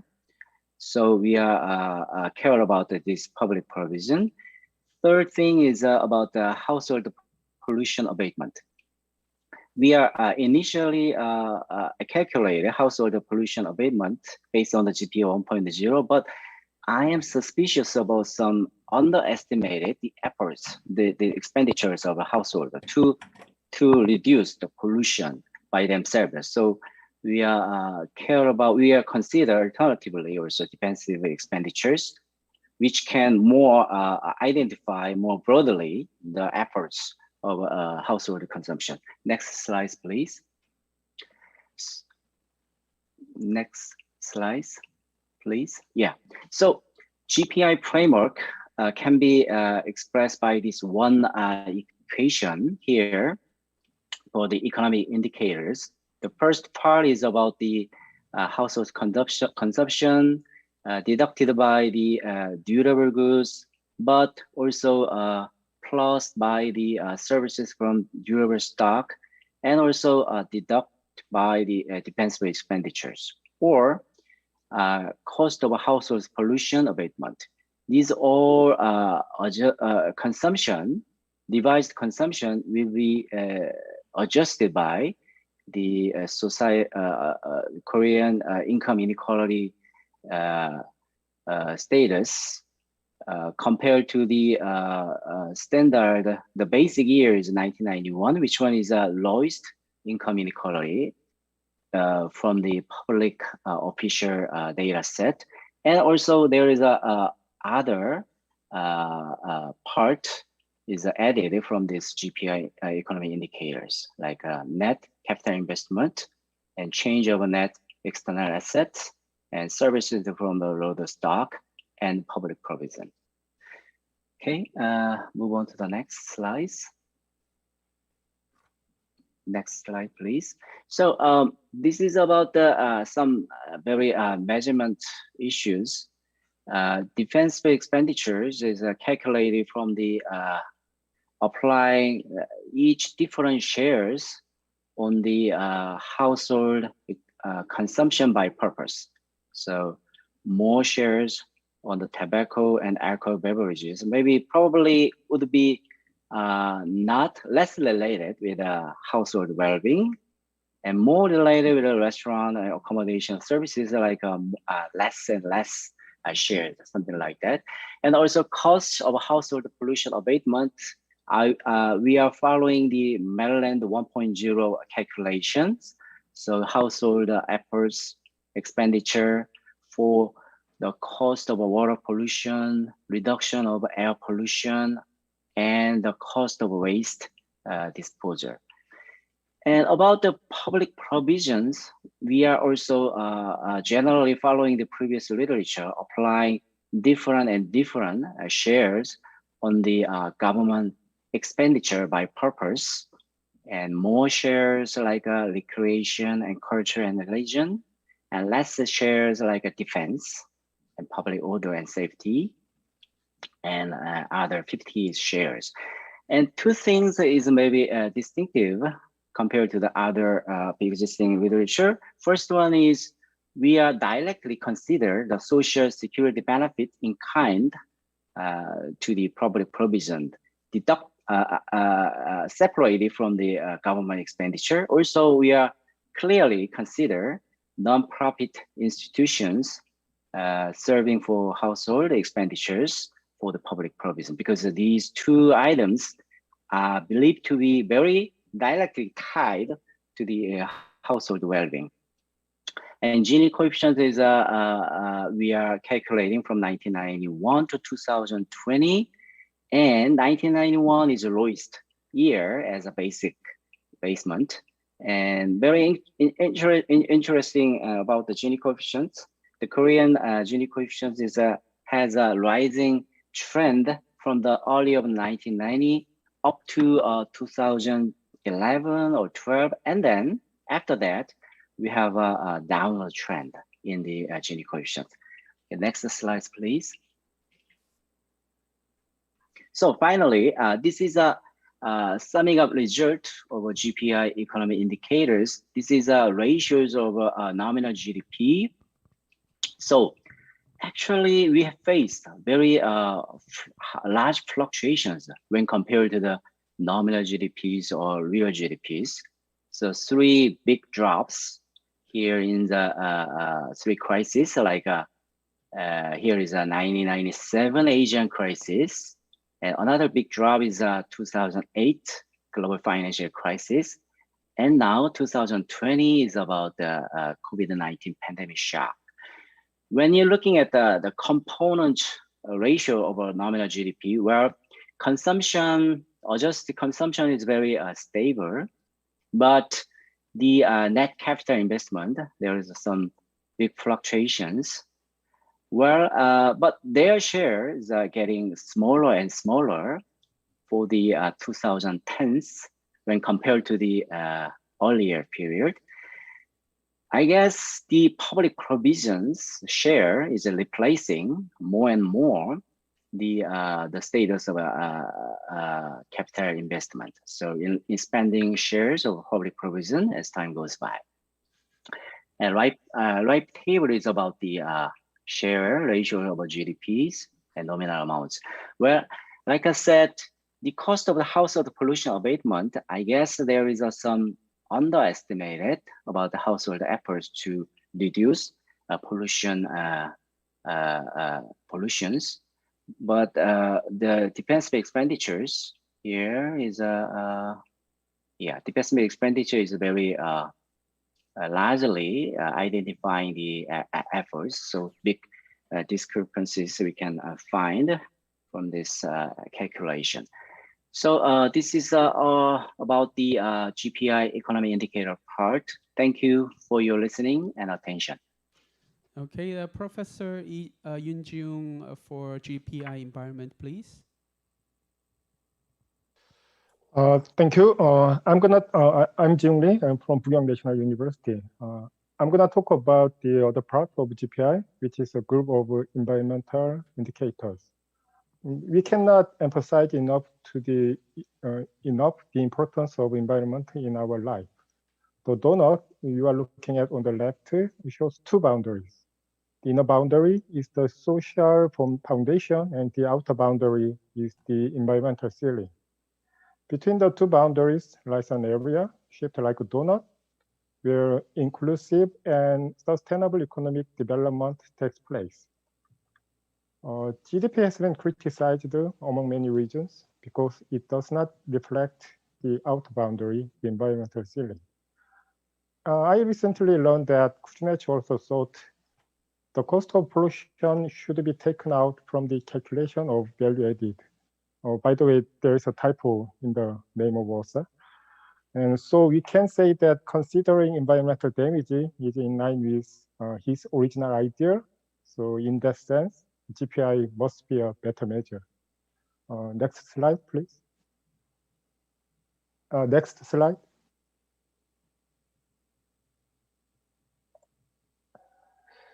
As I calculate the GPI environmental part in South Korea, I basically follow the framework by Long and Ji 2019. By the way, glad to have you, Professor Ji, online. And I add two indicators, the cost of natural disasters and solid waste pollution. I should mention that it's not due to include the cost of waste pollution. But compared to other indicators, it seems less popular in the sense that it is included in some studies while it's not in other studies. But in Korea, it's very relevant. And I do not consider three costs: farmland change, noise pollution, and ozone depletion. The first two costs are simply hard to reliably estimate their values, and the third cost is not so relevant anymore, at least in South Korea. So my Korean GPI environmental part consists of 8 indicators, as you can see on the right table. I think there are two issues I should mention, which are about the cost of climate change and depletion of non-renewables. 6 other indicators are directly related to current welfare. But regarding the cost of climate change, there is a smoking gun yet that climate change was happening in the Korean Peninsula for the period of this study. In the case of depletion of non-renewable, we import almost all of fossil fuels, so it does not, will not directly impact the welfare of the current and future generations in Korea. Of course, the future price of fossil fuel will increase or decrease depending on the the advancement of technology, but such price change effect will be taken into account in other indicators like economic part. It is my understanding that these two costs should be considered in terms of natural capital depreciation. So I included these costs following the standard approach of GPI. Next slide, please. Here are my equations to calculate each indicator. I'm not going to detail, but my principle was to make as less arbitrary assumption as possible and to use Korean official data except for two indicators. For the cost of climate change, I used the estimate of social cost of carbon, which was announced last March by the US government. And for depletion of non-renewables, I borrowed the value of replacement cost from two recent studies. Next slide, please. This is my result. For your understanding, you can regard 1 trillion Korean won to be similar to 1 billion US dollar. As you expect, the GPI environmental part is on the rise and 10 times up over the last 25 years. And it accounts for more than 50% of GDP on average. One noticeable thing is there's one dominant factor, which is depletion of non-renewable. For example, it explains 70% of the GPI environmental part in 2018. In case you wonder, there's a small dip during 2004 to 2007. It is mainly due to the effect of exchange rate. During that period, Korean currency was relatively strong. Okay, I think I'm done, and I'd like to hand over to the next presenter, Dr. Ban. Okay, thank you very much. Dr. Ban Gaum for GPI Human Capital, please. Yes, hello everyone. Some economic activities are made by the stock of human capital, as you know. GPI HEC focuses on societal utility derived from human capital. Societal utility in GPI HEC consists of social benefits and costs from human capital. Societal benefits in GPI HEC means positive externality from good human capital. Social cost from negative externality from bad human capital. GPI HEC also includes social cost of unemployment, which is considered as an external result in capitalism, but not from the individual competency. Previous GPI studies don't reach an agreement on whether human capital is included in the GPI. Tarbers and Weisdorf use social benefit from human capital as pilot accounts and keep it as a sub-indicator for human capital services. They emphasizes the value of further research on these issues. Our project adopts the method in Tarbers and Weisdorf studies. Next slide, please. GPI HEC consists of social benefits from the positive human capital, social cost from negative human capital, underutilization cost of human capital. Social benefits from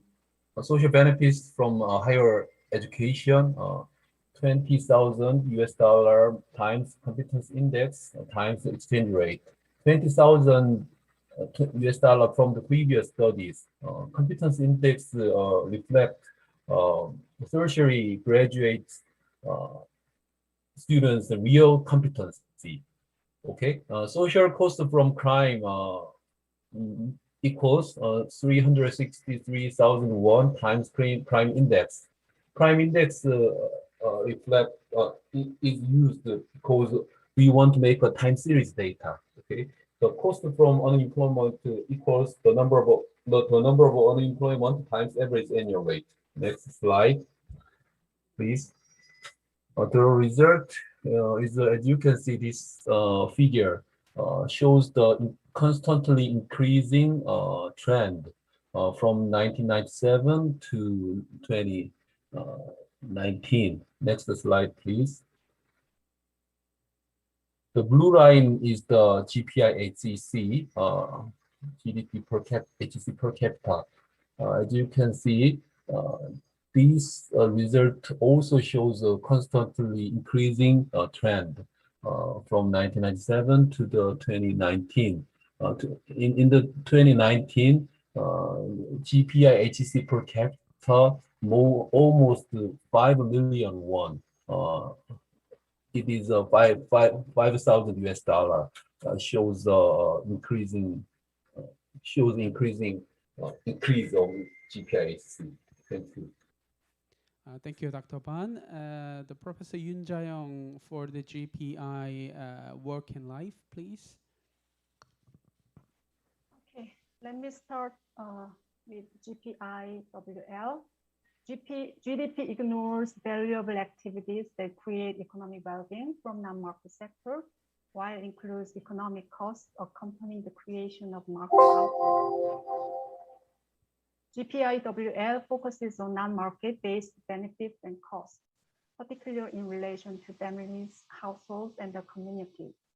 The rationale for establishing GPI-WL is that market and non-market sectors are interrelated, so the limited time resources are allocated in the two contested sectors. More time resources into the market sector will lead to higher GDP, but negatively impacts on non-market-based consumption and utility. Next, please.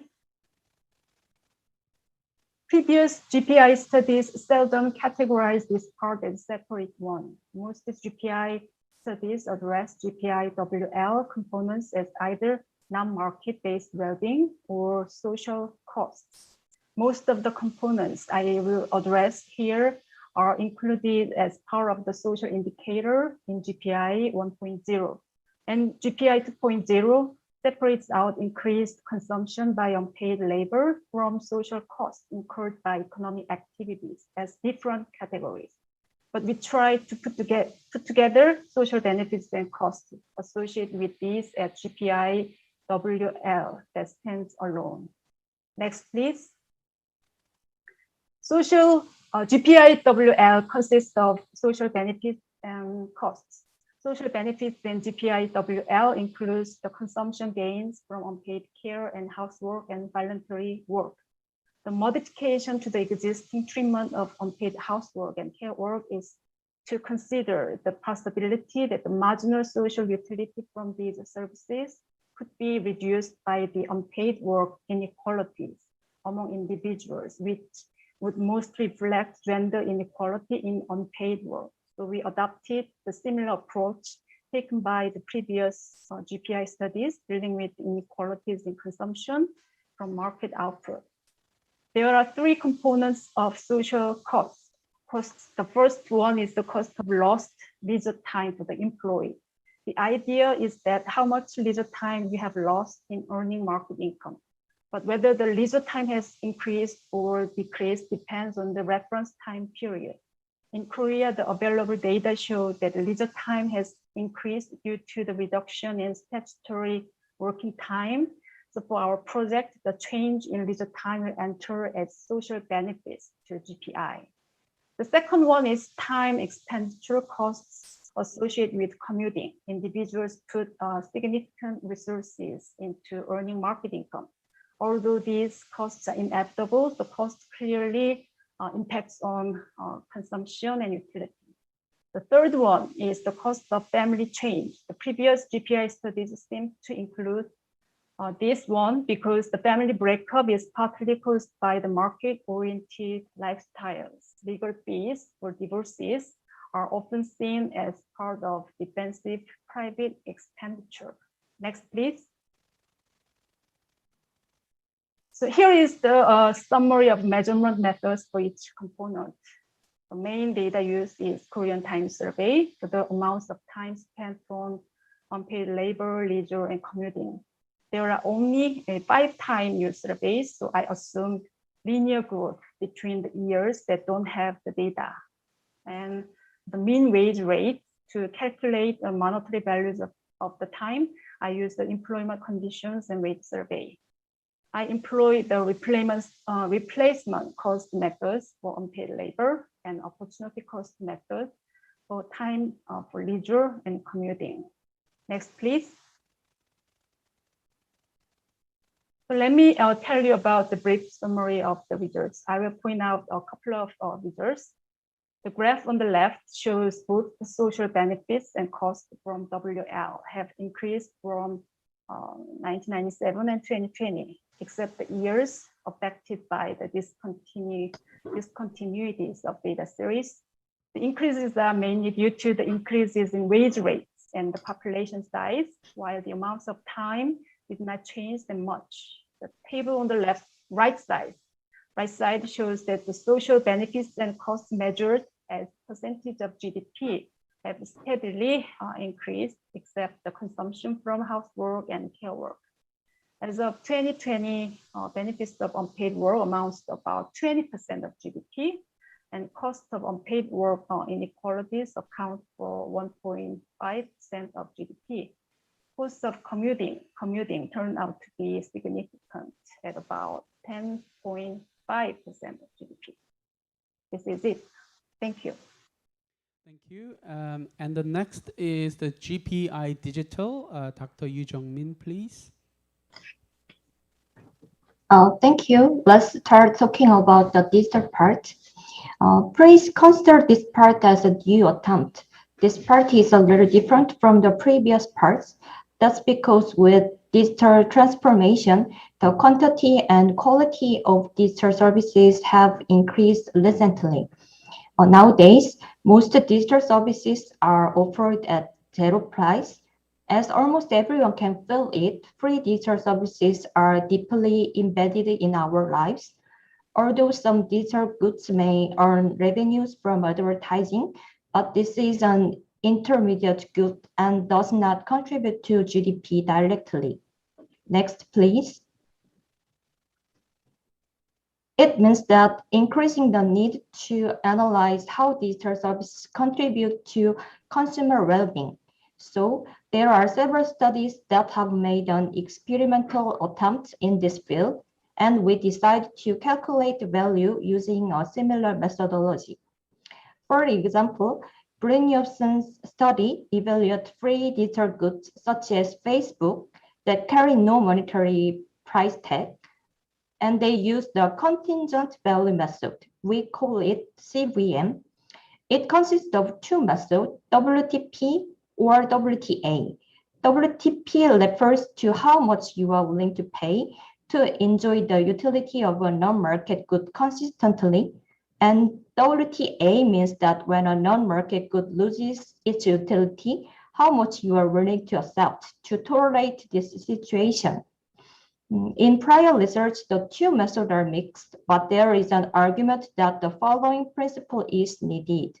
WTP for welfare gain, WTA compensation for loss. Therefore, in this study, looking at the welfare acquisition perspective, we decided to use WTP. Next, please. In this study, we wanted to measure the value of free digital services, which means that can be used for free if it is accessible in the network.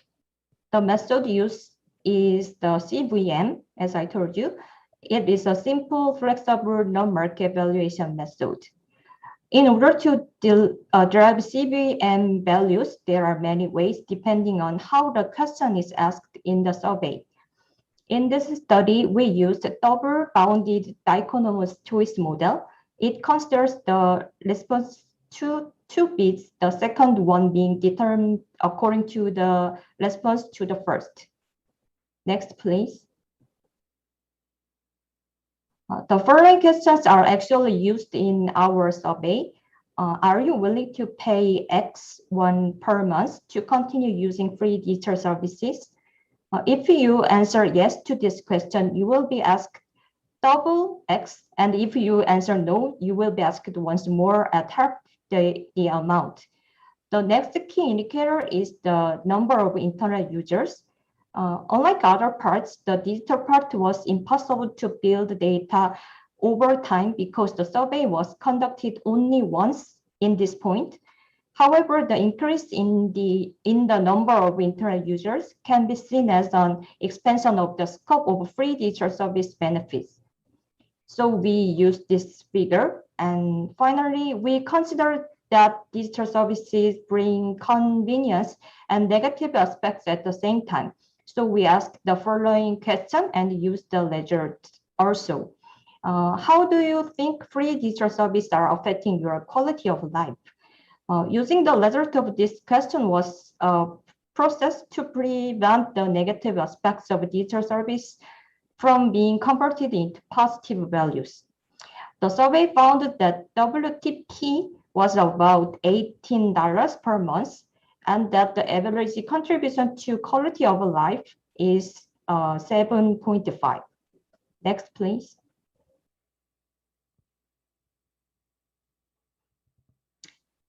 And this graph is based on the indicators described above. Since statistics on the number of internet users exist since 2000, only values after 2000 were obtained.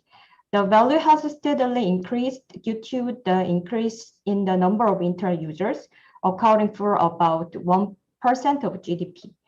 Of course, it is possible to argue that the value of free digital services are much greater. However, as this study is almost the first attempt in GPI study, so we tried not to over-derive the value. And the larger scope of survey would be better to answer this result of this study. Thank you for listening. Okay, so starting from the personal consumption, then we add the positive contribution of the unpaid work and the higher education and digital free benefit and others. And also we subtract the cost of environment and also the crime, unemployment, and also we take income and gender equality into account. So here is the aggregate result. As you see, our GPI has increased along with GDP, but there has been a gap between GDP and GPI. GPI, when including net capital investment, was around 70% of GDP in 2020. There are some large fluctuation in GPI from time to time, mostly due to the net capital investment, which was excluded from recent GPI research, and we are also considering whether we include that aspect or not. Okay, and can I look at the next slide, slide 43, please? Okay, the gap between GDP and GPI has been smaller since 2010, partly because public consumption expenditure increased, whereas the effect of income inequality decreased. This is one of the probably puzzle to some of you because the income inequality actually decreased since 2010, but it's possibly is true also there's some kind of measurement issue, but probably we'll look into this issue further. There are further issues to be discussed. We need to develop our theoretical basis and conceptual basis as well, also sophisticate our measurement and sub-indicators. Also, we'd like to discuss with our international colleagues whether to focus more on international comparison or to develop context-specific GPI, and how to improve policy relevance and how to use this indicator in politics. That's our very strong interest. In the end, we hope to integrate our GPI in Korean policymaking process, something like GPI impact assessment, or as you see from your left side, the New Zealand style well-being budget process. We know GPI is not perfect indicator, and GDP is possibly a more rigorous and objective indicator. Even if we make our own GPI, we still need GDP for measuring the production of our economy. However, as we discussed, GDP is not the indicator to measure well-being, progress, or development. That's why we are proposing a genuine progress indicator. Basically, we try to measure what we treasure. Thank you very much. Thank you very much. It was It was a great effort you put in. We can feel it, and then I was there actually discussing it for a year. It was a wonderful progress if we recall the first meeting we had for this. So thank you very much for Professor Choi and or the research team. Now we are going to invite the panelists, and for your information. Since we have prominent participants here too, so if you have any question or comment, you can leave it into the chat window even during the presentation. Okay, so now we are inviting the two panelists who actually did the rigorous research on GPI prior to our research team. So I would like to invite the two commentators. So first, Professor Anders Hayden, what do you think of the presentation? Well, first of all, I'd like to thank the organizers for the invitation to participate in today's event, and particularly for taking the initiative to launch this very important GPI for Korea project. I want to just, we were given a certain number of questions to respond to. Given the limited time, I can't answer all of those questions, but I want to highlight a few of them, and then maybe can respond to some of the others in the discussion.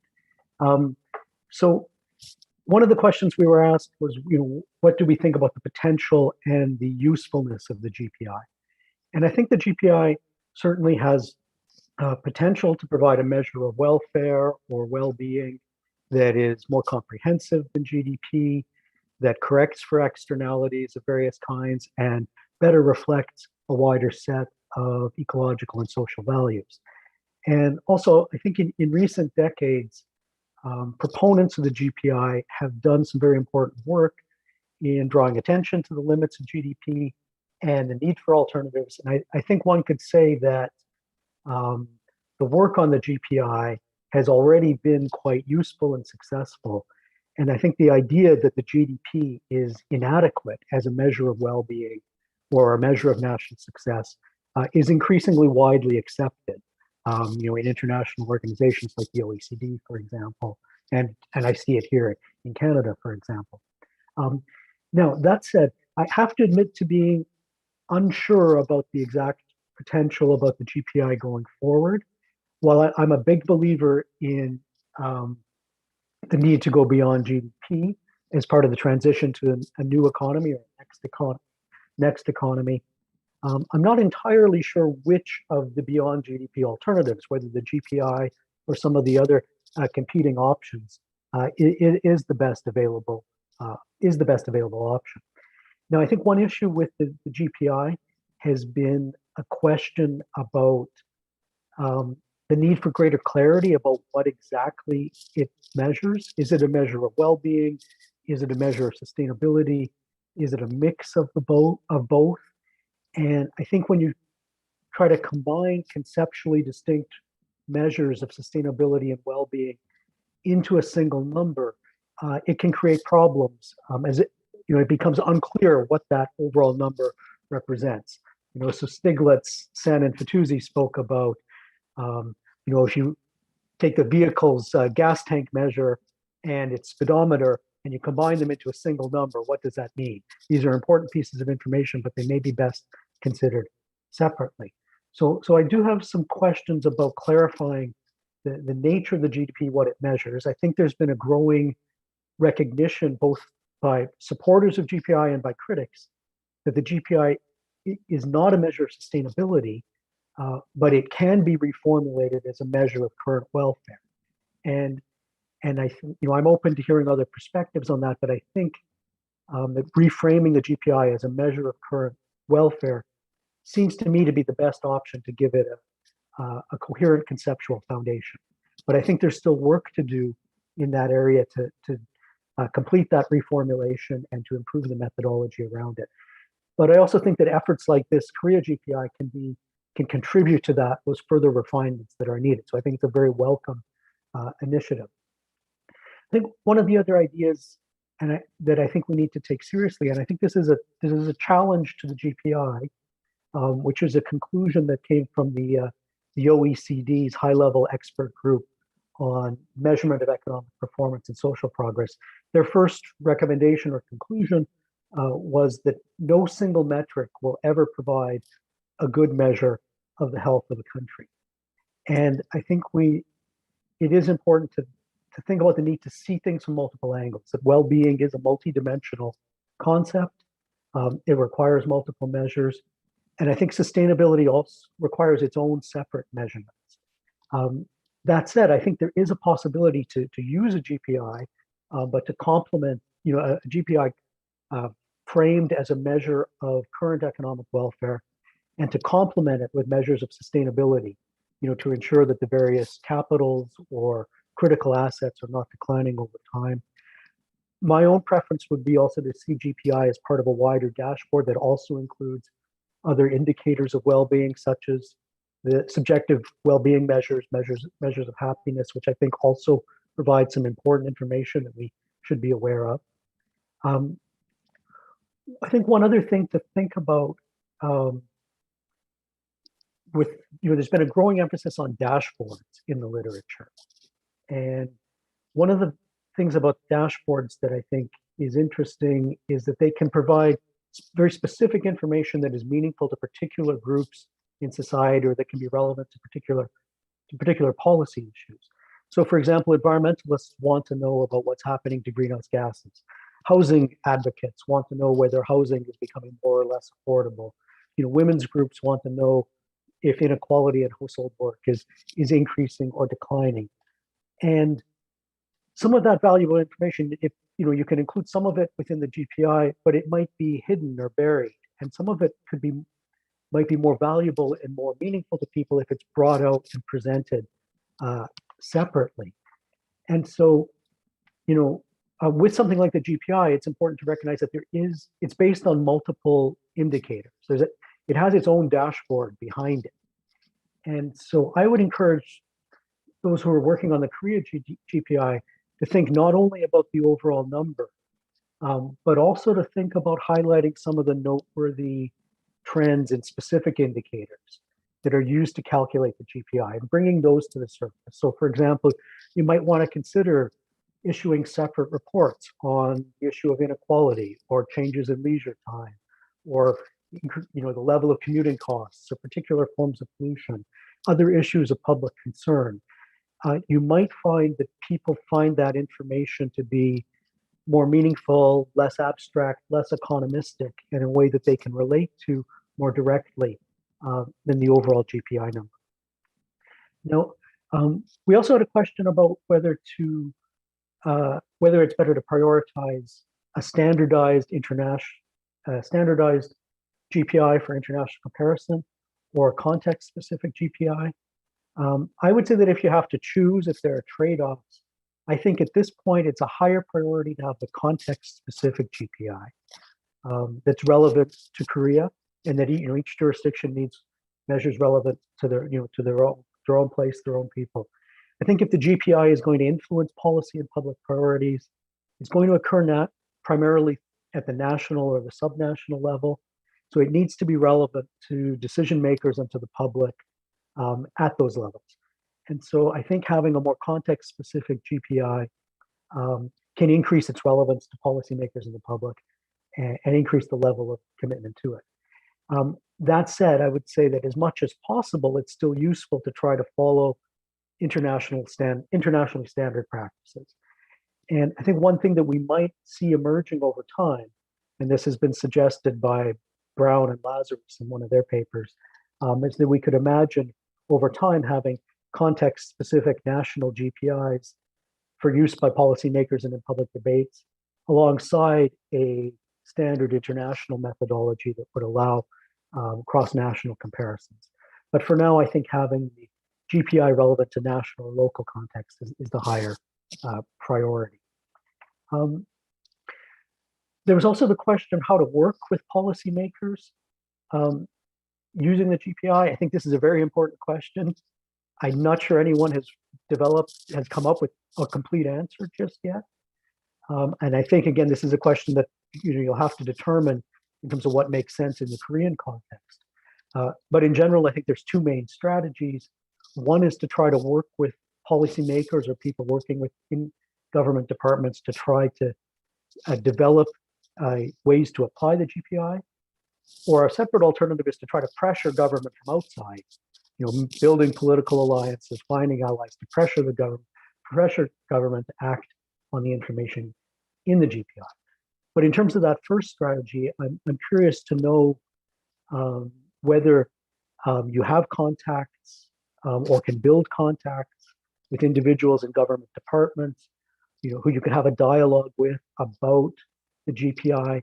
And I emphasize the word dialogue because I think it's important not only to communicate what you have to say about the GPI, but also to hear what they have to say about the kind of information that is useful to them, that meets their needs, that could allow them to bring a broader perspective on well-being into decision-making. In the case of the GPI in Maryland, there were a few ideas that emerged about how to bring it into policymaking. One was an idea that non-governmental organizations put forward, which was an idea called a GPI note that would analyze proposed policies in terms of their impacts on the GPI, that would kind of go beyond a conventional assessment of the effects of policies on the state government's finances, but would look at how a particular policy would affect the GPI. That takes a lot of data. There's some questions about whether you have enough resources to do it on a regular basis, but I think it's a potentially interesting idea. One other thing to think about is wider forms of cost-benefit analysis that incorporate the spirit of the GPI. And in Maryland, they started to do some experimentation with something called net present value plus analysis. They worked with the Global Footprint Network to do a more comprehensive form of cost-benefit analysis than bringing in some of the uncounted social and environmental considerations. So, they looked at spending options in various government agencies. And so, for example, when they looked at options for purchasing vehicles for government departments, they didn't only consider the cost of the vehicles or the cost of fuel and insurance, but consider the social cost of carbon emissions. And that, doing that kind of analysis made electric vehicles look like a better, more cost-effective option. So whether those ideas work in the Korean context, I can't say, but those might be some ideas that you could explore. And then just finally, in terms of future international collaboration on the GPI, I think there's a need for it. I think there's a need to work through some of the issues around exactly what the GPI is measuring and some of the methodological issues. But I think initiatives like this can give an important stimulus to further international collaboration of that kind. And so I think it's a very, very important initiative. So I'll stop there and may have some more comments in our discussion.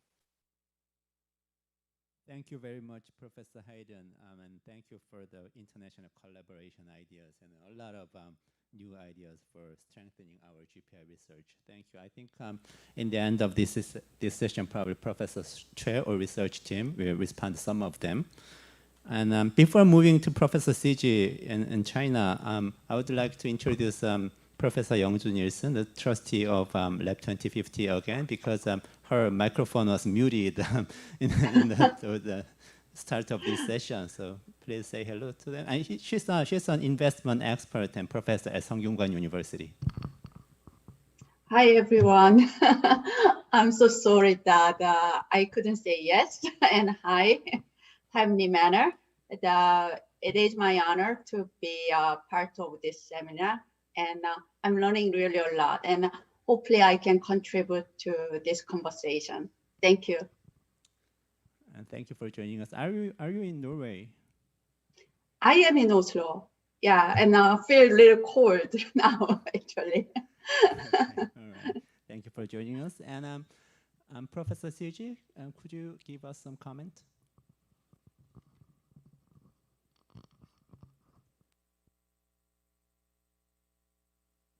Microphone is off, so. Okay, so can you hear me now? Hi. Very Sorry. good. Yeah? It's okay? Yes, very good, very good.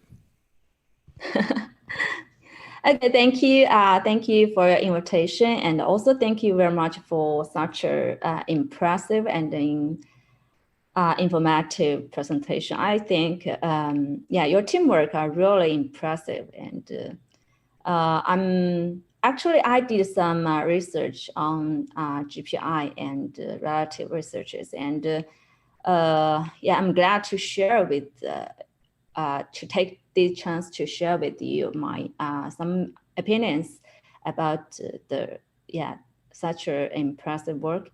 And I'd like to talk maybe 3 topics. First, although a lot of the contents, I mean, today we have already emphasized the importance of GPI, but I'd like to take some minutes to emphasize why GPI is necessary and important again.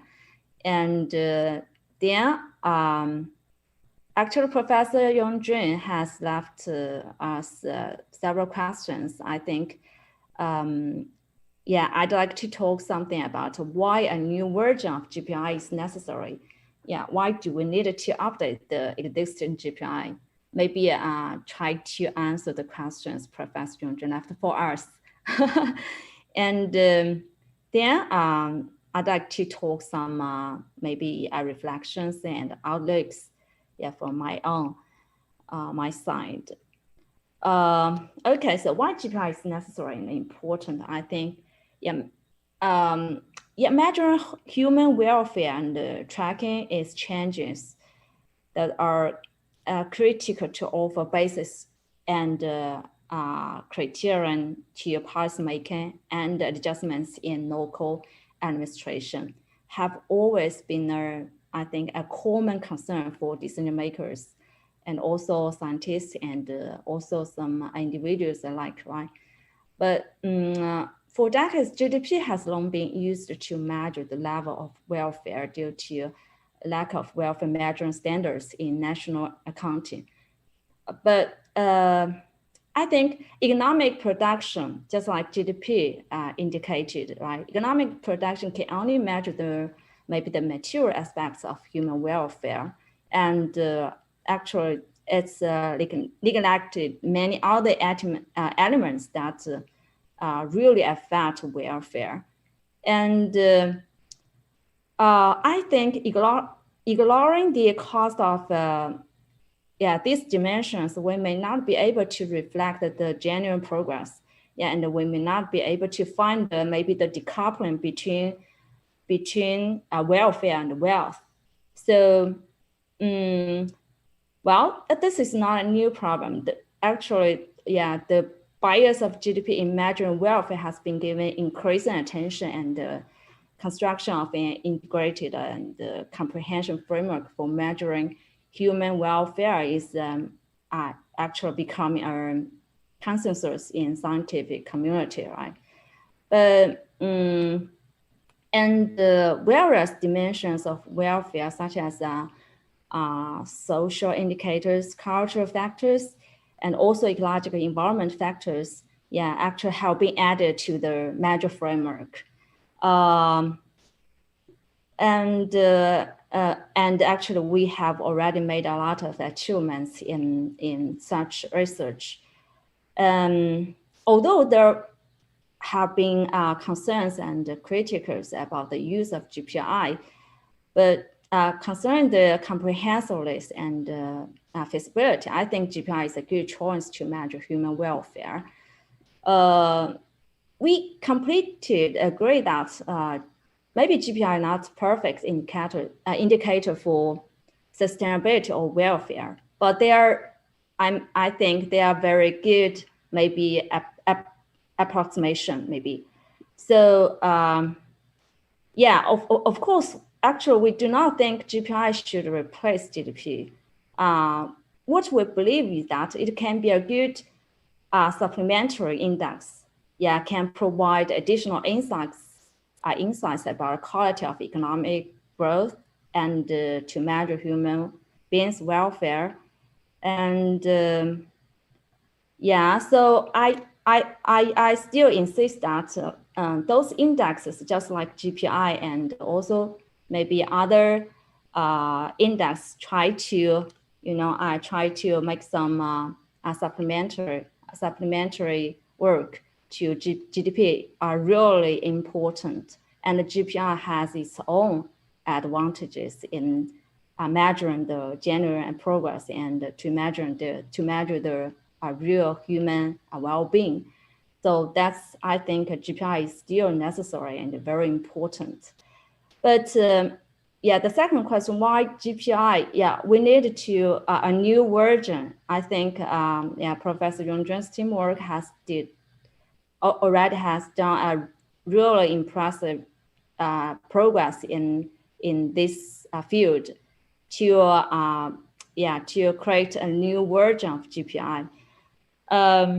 Yeah, actually, I think GPI should be an index that is temporally and regionally sensitive. Yeah, and we need constant adjust it to accommodate the current needs and to accommodate the local needs. So we need to modify the methodology and to maybe to incorporate more dimensions, yeah, for calculating GPI by adding maybe necessary welfare components and improving some components estimation methods. Yeah, for example, in our newest research, we bring the modification one step further by by adding health costs of particulate pollution, because particulate pollution has been an air pollution issue of widened concern over recent decades in China. So so this is a very serious environmental cost accompanying with economic growth. So we just we just can't ignore such costs caused by economic growth, and we just try to incorporate this dimension to measure the real, well-being, welfare in China. In Professor Yunzhen's teamwork, they put forward several suggestions for updating, which I think, very impressive. Yeah, for example, the new understanding of inequality. Yes, I think, Amartya Sen, maybe you know him, a very famous economist. Actually, he has deeply discussed this issue in his book called Development as Freedom. And he mentioned a lot of concepts about multidimensional poverty and also I think inequality is also multidimensional. So in the case of small economy and no maybe per capita income inequality may be the most concerned. But with the development of with different phases, as different phases in development, new contradictions emerging, and multidimensional inequality issues, I think, have also emerged, such as, as you mentioned, the gender inequality and also unequal opportunities, for individuals' development, right, and so on. So therefore, I think these issues are very important. And also human capital, and also, as you mentioned, digital economy, I think, are very important. I think they are very important topics. But I think they are also very complicated. It's just like the problem of technology. Yeah, the impact of technology on us is two-sided and also complicated. The problems brought by human capital and the digital economy may be, also very complicated. In fact, we can't simply or linearly think that, yeah, the higher the level of education, the happier people will be, and maybe not the more developed the digital economy, the more well-being we will get. And moreover, there can be I guess there may be also a threshold for both dimensions. Maybe beyond this threshold, I guess there must be some turning point. Maybe the development of human capital and digital free benefits may also be beyond this threshold, beyond this turning point. I think the development of human capital and the digital free benefits may also be decoupled from our well-being. Actually, there are some already some literatures and books discussing this problem. Just that there may be a non-linear relationship between education, between technology improvement, between maybe the improvement of digital economy and the welfare. Okay, and as for the question, I think a standardization for international comparison and context-specific GPI, I think they are, both meaningful and important. I have a suggestion. I don't know if I just think about it. I have a suggestion that maybe we can have two versions. One version is for global, a global universal, and standardization for available for international comparison, including maybe the most basic requirements of human well-being, and just why I considered. I think global comparison is very important, just like HDI.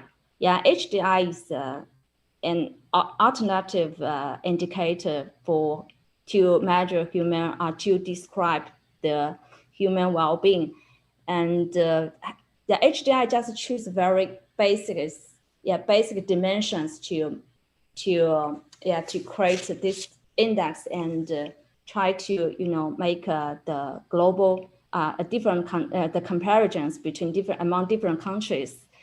And actually, HDI has a lot. There are almost more than 200 countries account HDI the index every year. So maybe I think global universal, including the most basic requirements of human well-being, is okay. But I also think the context-specific GPI is very important, especially for local, to reflect the local problems and the development of contradictions. So if we have two versions, maybe we can use the basic one to do some comparative study, and also as for the context-specific GPI, it is very important to provide more detailed references to the development of countries and specific country and economics. And I'd also take this chance to share some maybe reflections and outlooks from my own. Actually, it is widely argued that GDP is a poor indicator of welfare because it ignores such as social and environmental benefits and costs. In general, the dominant way to perfect welfare indicators such as GDP is to try to expand the dimensions, GPI is such an index. So I try to incorporate some dimensions that we think it cannot be ignored and very important to measure the well-being, human well-being. Try to incorporate all the dimensions together. But in my opinion, I think we try to incorporate more dimensions that can reflect welfare into this accounting framework and try to estimate the cost and benefits that these dimensions may bring. Then try to get a real welfare index by adding or abstracting those the costs and benefits caused by these dimensions. I think this actually implies a very strong assumption that, the various dimensions of welfare can completely replace each other. That's the problem of complete substitutions among different dimensions,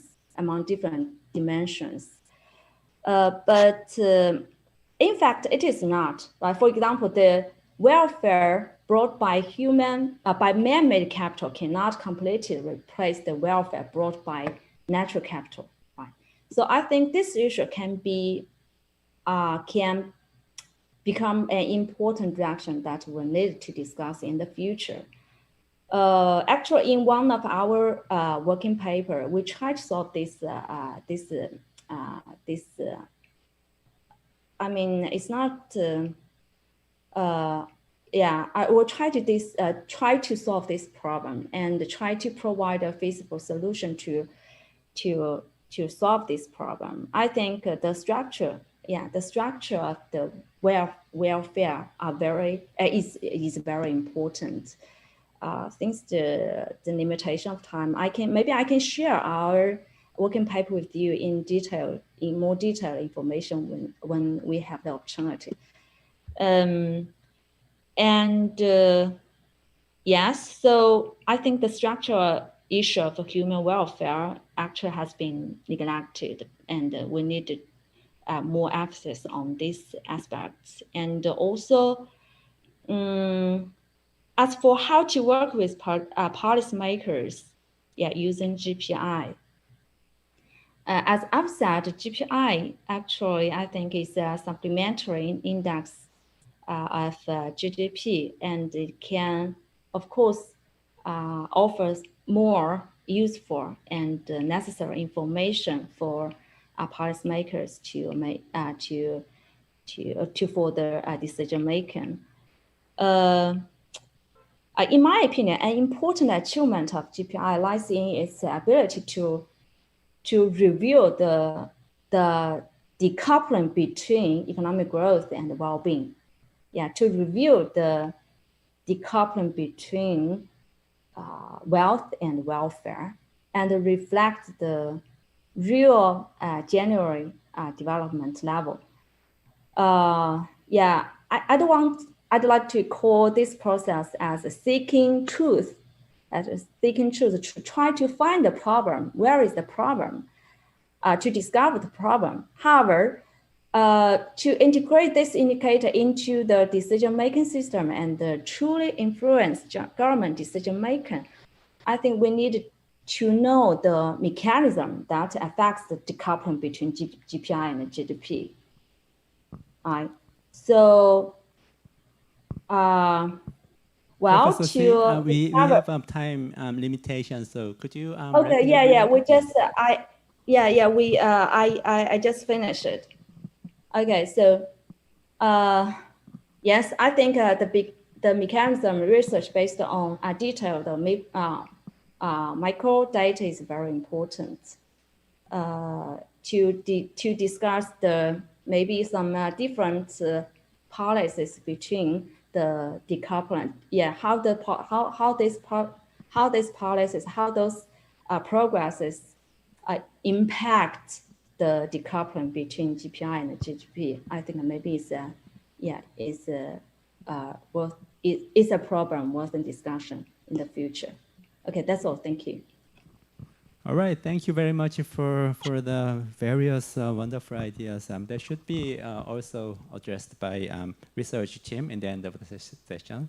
And probably for the next meeting, we should reserve our next meeting for Professor CG probably to take more advices. Thank you very much. And during then, we have Professor Lee Jae-yeol from Seoul National University. He gave us a lot of advices while we are researching this indicator. Could you say briefly hello to the participants? Hello, very happy to meet you and observe this very brave and innovative attempt to measure the genuine progress in monetary terms. Thank you.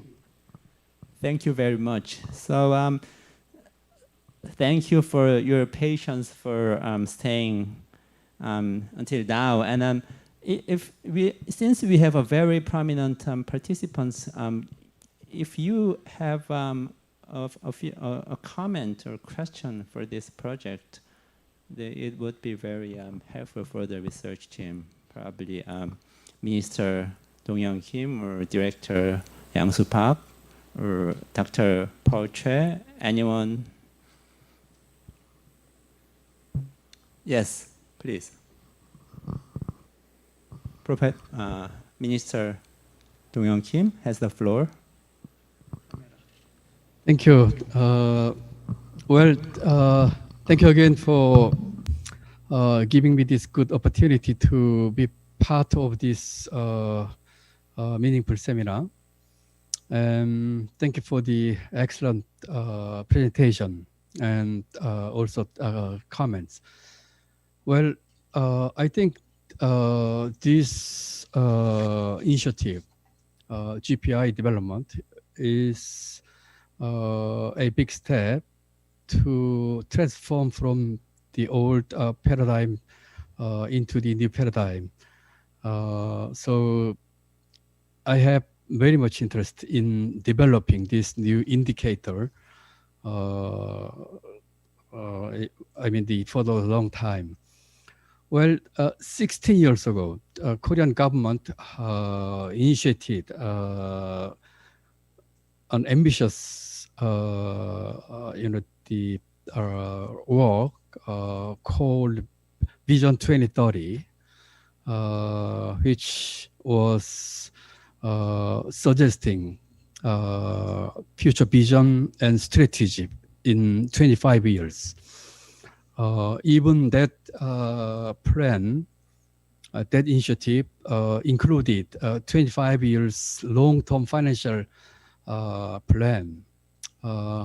And in that initiatives, the Korean government suggested sort of the strategies or 5 areas or 5 pillars to achieve the vision. I found that that 5 strategies, or you may call areas in the vision, is very much equivalent to the 5 areas of the GPI. The GPI suggested 5 areas like economy, environment, human capital, work and life, and digital. As I said, the 5 areas of the Vision 2030, I think were very much equivalent to these 5 areas. For example, in the Vision 2030, there were, the human capital and innovation, social welfare, or social safe network, internationalization, something like that. However, one item, one area is a little bit different, I think, which was social capital in Vision 2030.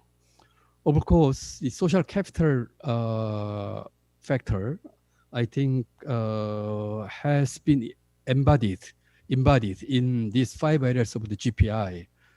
in some sense. However, I am wondering whether GPI 5 areas could cover so-called social capital element in this new index, because from my experience in Korean government for more than 3 decades, one of the key issues for Korea or any other countries is the social capital to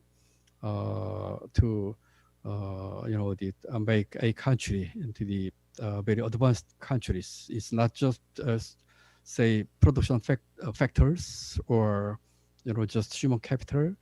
I mean, beyond these factors, I think social capital issue is very much important factors which we should address.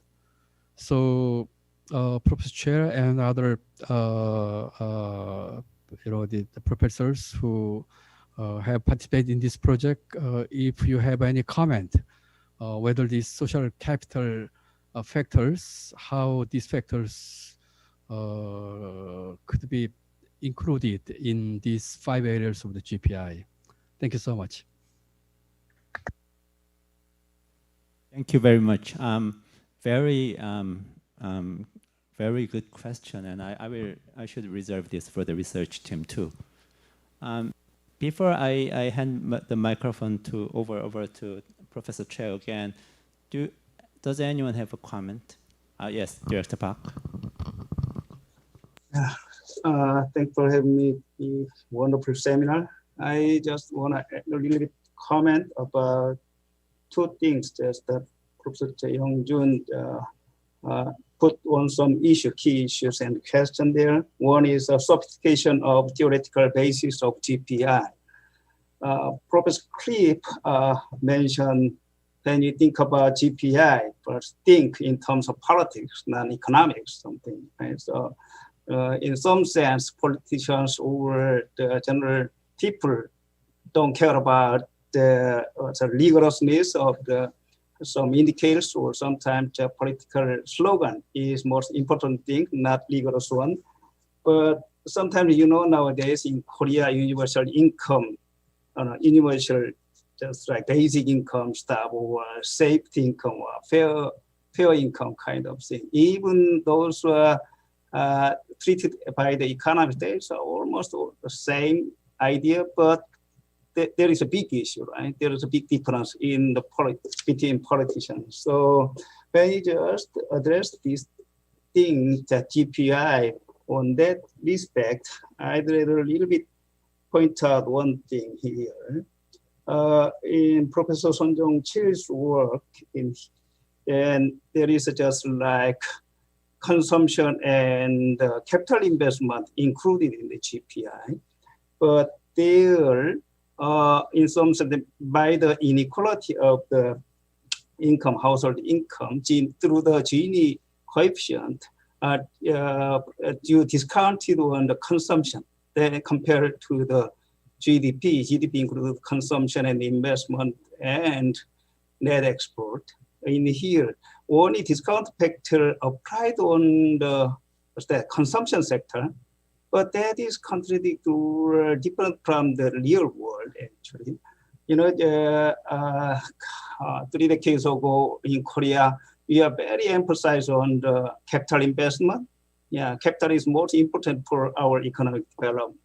Nowadays in the globe, most of the people think about that we accumulate a lot of capital already. So we are really focusing on the good consumption, not every consumption, but good consumption thing. So I can just like agree upon your just discount through the Gini coefficient or inequality, but compared to the capital stock stuff, I'm not quite sure because I didn't review whole thing GPI 2.0 idea. So, but that in GPI 2.0, it eliminates the capital investment and then net external asset kind of thing. But you just in here, you adapt the GPI 1.0 in some sense, capital investment and the net external asset, which means you just totally add up the export and the capital investment stuff. That is just like a little bit weird. Today's the keynote speech is just the Helena speech there. We too much emphasize trade. That is the growth strategy, just like hurt our globe something.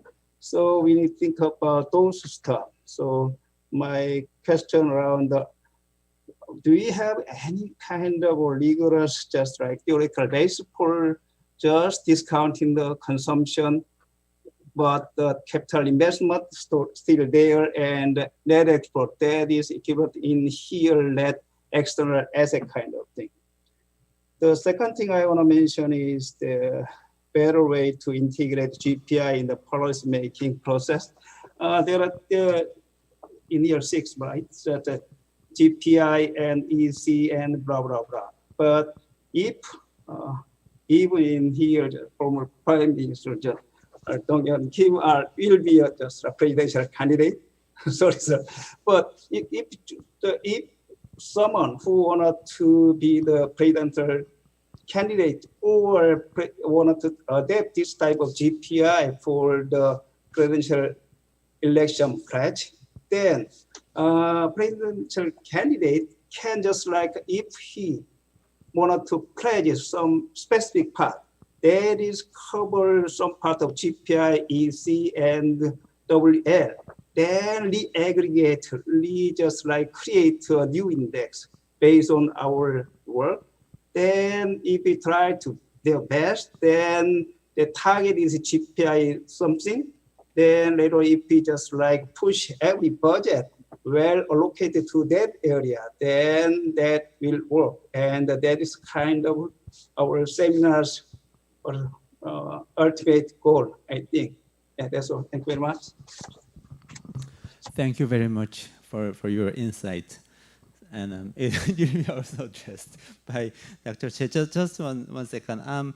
We have just 7 minutes to go. So if you have one last burning comment or question, please do so now. And then I will hand the microphone over to Professor Choi. Okay. Yeah, Ms. Yongjun. Yes. So, for me, this GDP problem, I approached this problem from investors' perspective in the beginning. The thing is, GDP was probably the most useless indicator for investors for a long time. And then we kind of decided to develop some in-house tool, which had somehow similar kind of a concept as you presented today, but probably not as much as logical or have a theoretical background, but more empirically focused. And when I see today's work, and it kind of invoked me that I like to see your quarterly series and then really want to test it that it actually indicate or give a better idea to understand not only economy itself, but also very clear leading indicator of financial market. Okay, thank you so much for your excellent comments and encouraging comment, at the same time very sharp comment. We have so much work to do from today, actually, including accommodating all of your comments. And also particularly thank you for the Anders. Probably it's like 3 a.m. there in Canada. I'm really sorry about this overtime. 3 a.m. It's 4 a.m. 4 a.m. Actually, your I'm a night owl, going down. so it's okay. Yeah. And yes, one of the big question we have to address is the Anders comment, whether this indicator is about net economic welfare, or is a sustainability indicator, or is it some kind of both together? And can we actually mix sustainability and net economic welfare at the same time. I think this is the crucial question we have to address. Obviously, this is the net economic welfare, but it's also at the same time very difficult to kind of give up the sustainability element as we criticize GDP. You know, when you actually, like two village consume 100 apples per day with a different method, the same apple consumption today, but with the A method, after 5 years, they probably apple will be 10. But the B method, after 5 years, the apple can be at 10,000. 1,000, like 1,000 apples, then whether we should take into account of this current quality of the kind of the method they're using now in our indicator, or we just focusing on just 100 today, the same 100 and A village and also the B village. I think this is something related to the kind of the net capital investment, whether we should include that element in or out. I mean, there are so many kind of indicator we have to debate about just fundamentally whether actually we can combine this sustainability, economic welfare all together, whether this is simply kind of apple and orange, or whether we can make an apple-orange juice together. So I will come back to this issue again. I hope to discuss further with our guest sometimes later as we develop this idea further. And also, I think this splendid comment, obviously we pursue one comprehensive monetary value from GPI. I think that's the powerful thing. However, at the same time, we have to show the dashboard at the same time. That's why we have 5 areas and the indicators, so that the policymakers not only look at this one comprehensive monetary value, but also they look at the different component within the GPI. Then they can see what's happening actually within GPI. I think the social capital is not really clearly there, directly there in our framework. However, we have a kind of indirect indicators, for example, the crime rate, and also we have some kind of defensive expenditure, and third sector, NGO activities. So we have kind of indirect indicator to represent social capital, but not kind of like directly measuring network and trust. And also, I think your suggestion is also splendid as well. We can obviously that add our work further, but we could make a 2 version. One is internationally comparative version, and the other one is context-specific version. And probably we can share these 2 together so that we can work with the international colleagues together. And at the same time, there are so many kind of elements within, and then sometimes they are kind of a conflict with each other. You said you are developing working paper, so I really want to read your working paper and discuss that issue further. The digitalization, obviously that give a benefit. At the same time, this raise the cost as well. So we measure the benefit, but we have an unemployment element and crime element, defensive element. Probably they include some of the negative aspect, but not we solve this kind of conflictive issue, everything yet. So we need your help about that. And threshold effect is so important effect, and also it can be quite arbitrary which threshold you're using when you measure each indicator. So we have to study further this threshold effect as well. And there are so many other one, but I wrote down every details what you said. So we'll take all of them on board and take seriously, kind of examine one by one with my colleagues here.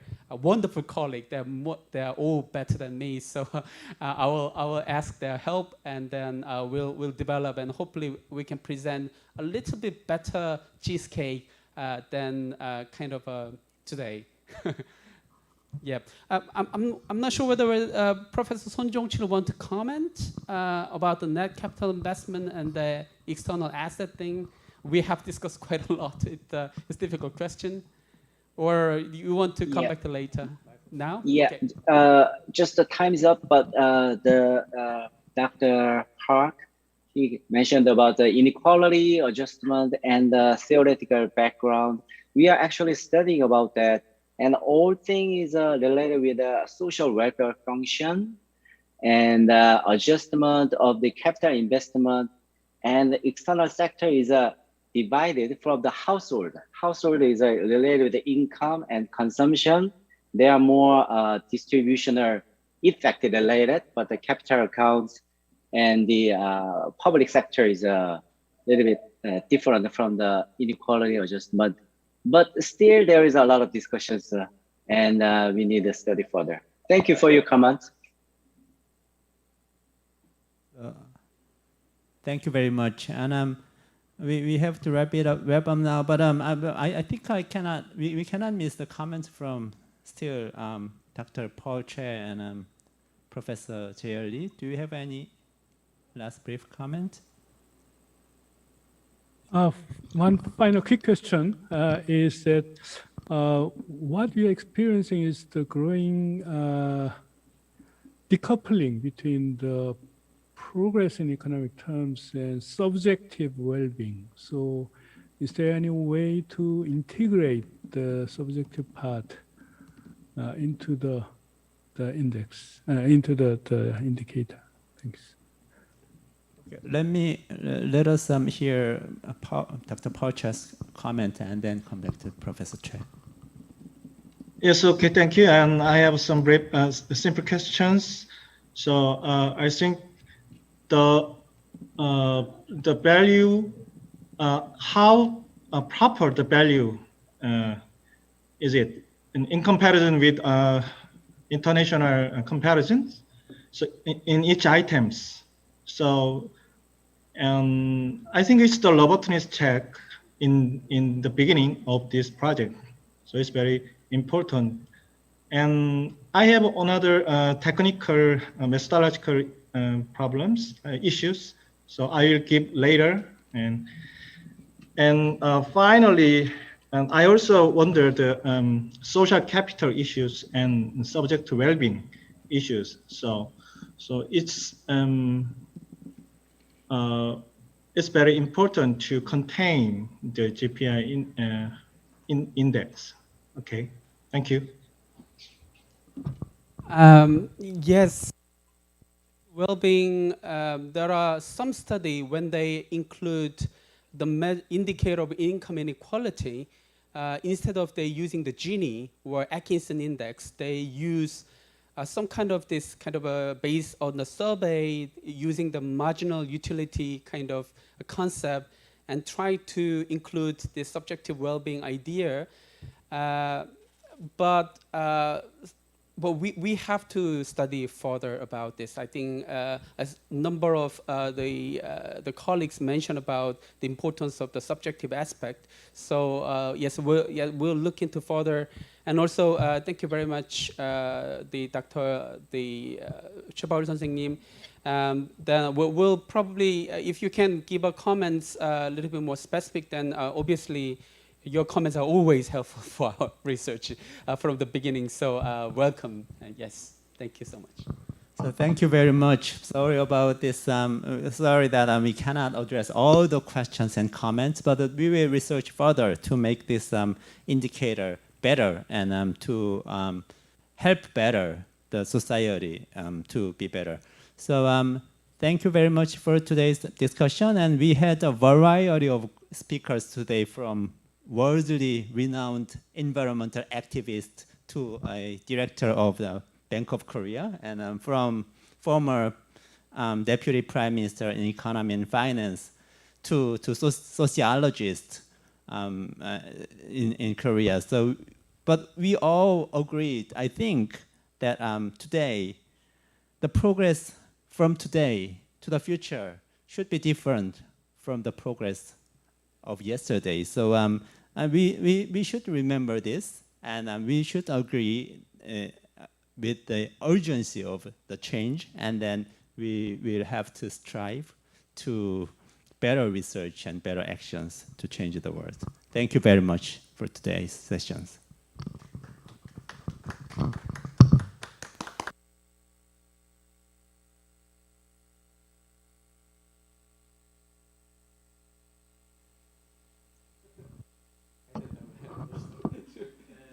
So you are time to go to bed.